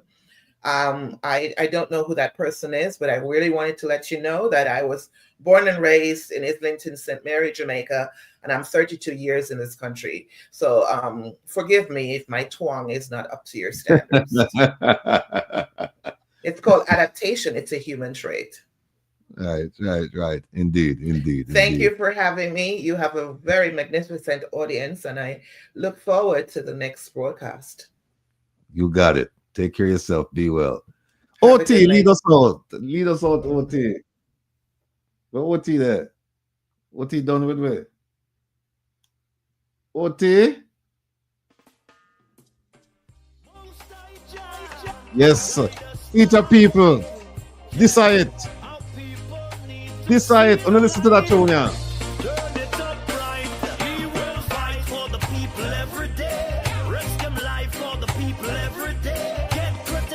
For the people every day, defending your rights. I saw him stay. We'll fight for the people every day. Risk him life for the people every day. Get criticized for the people every day. Defending your rights.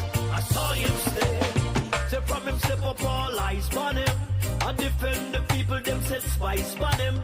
Even politicians spread lies on him. But we know the bugger them not wise like him.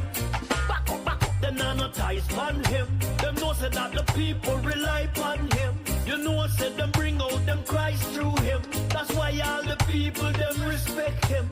Just like Selassie and Marcus Garvey. Rock you all the order of the Trinity. A real strong soldier in a army. No simpleton can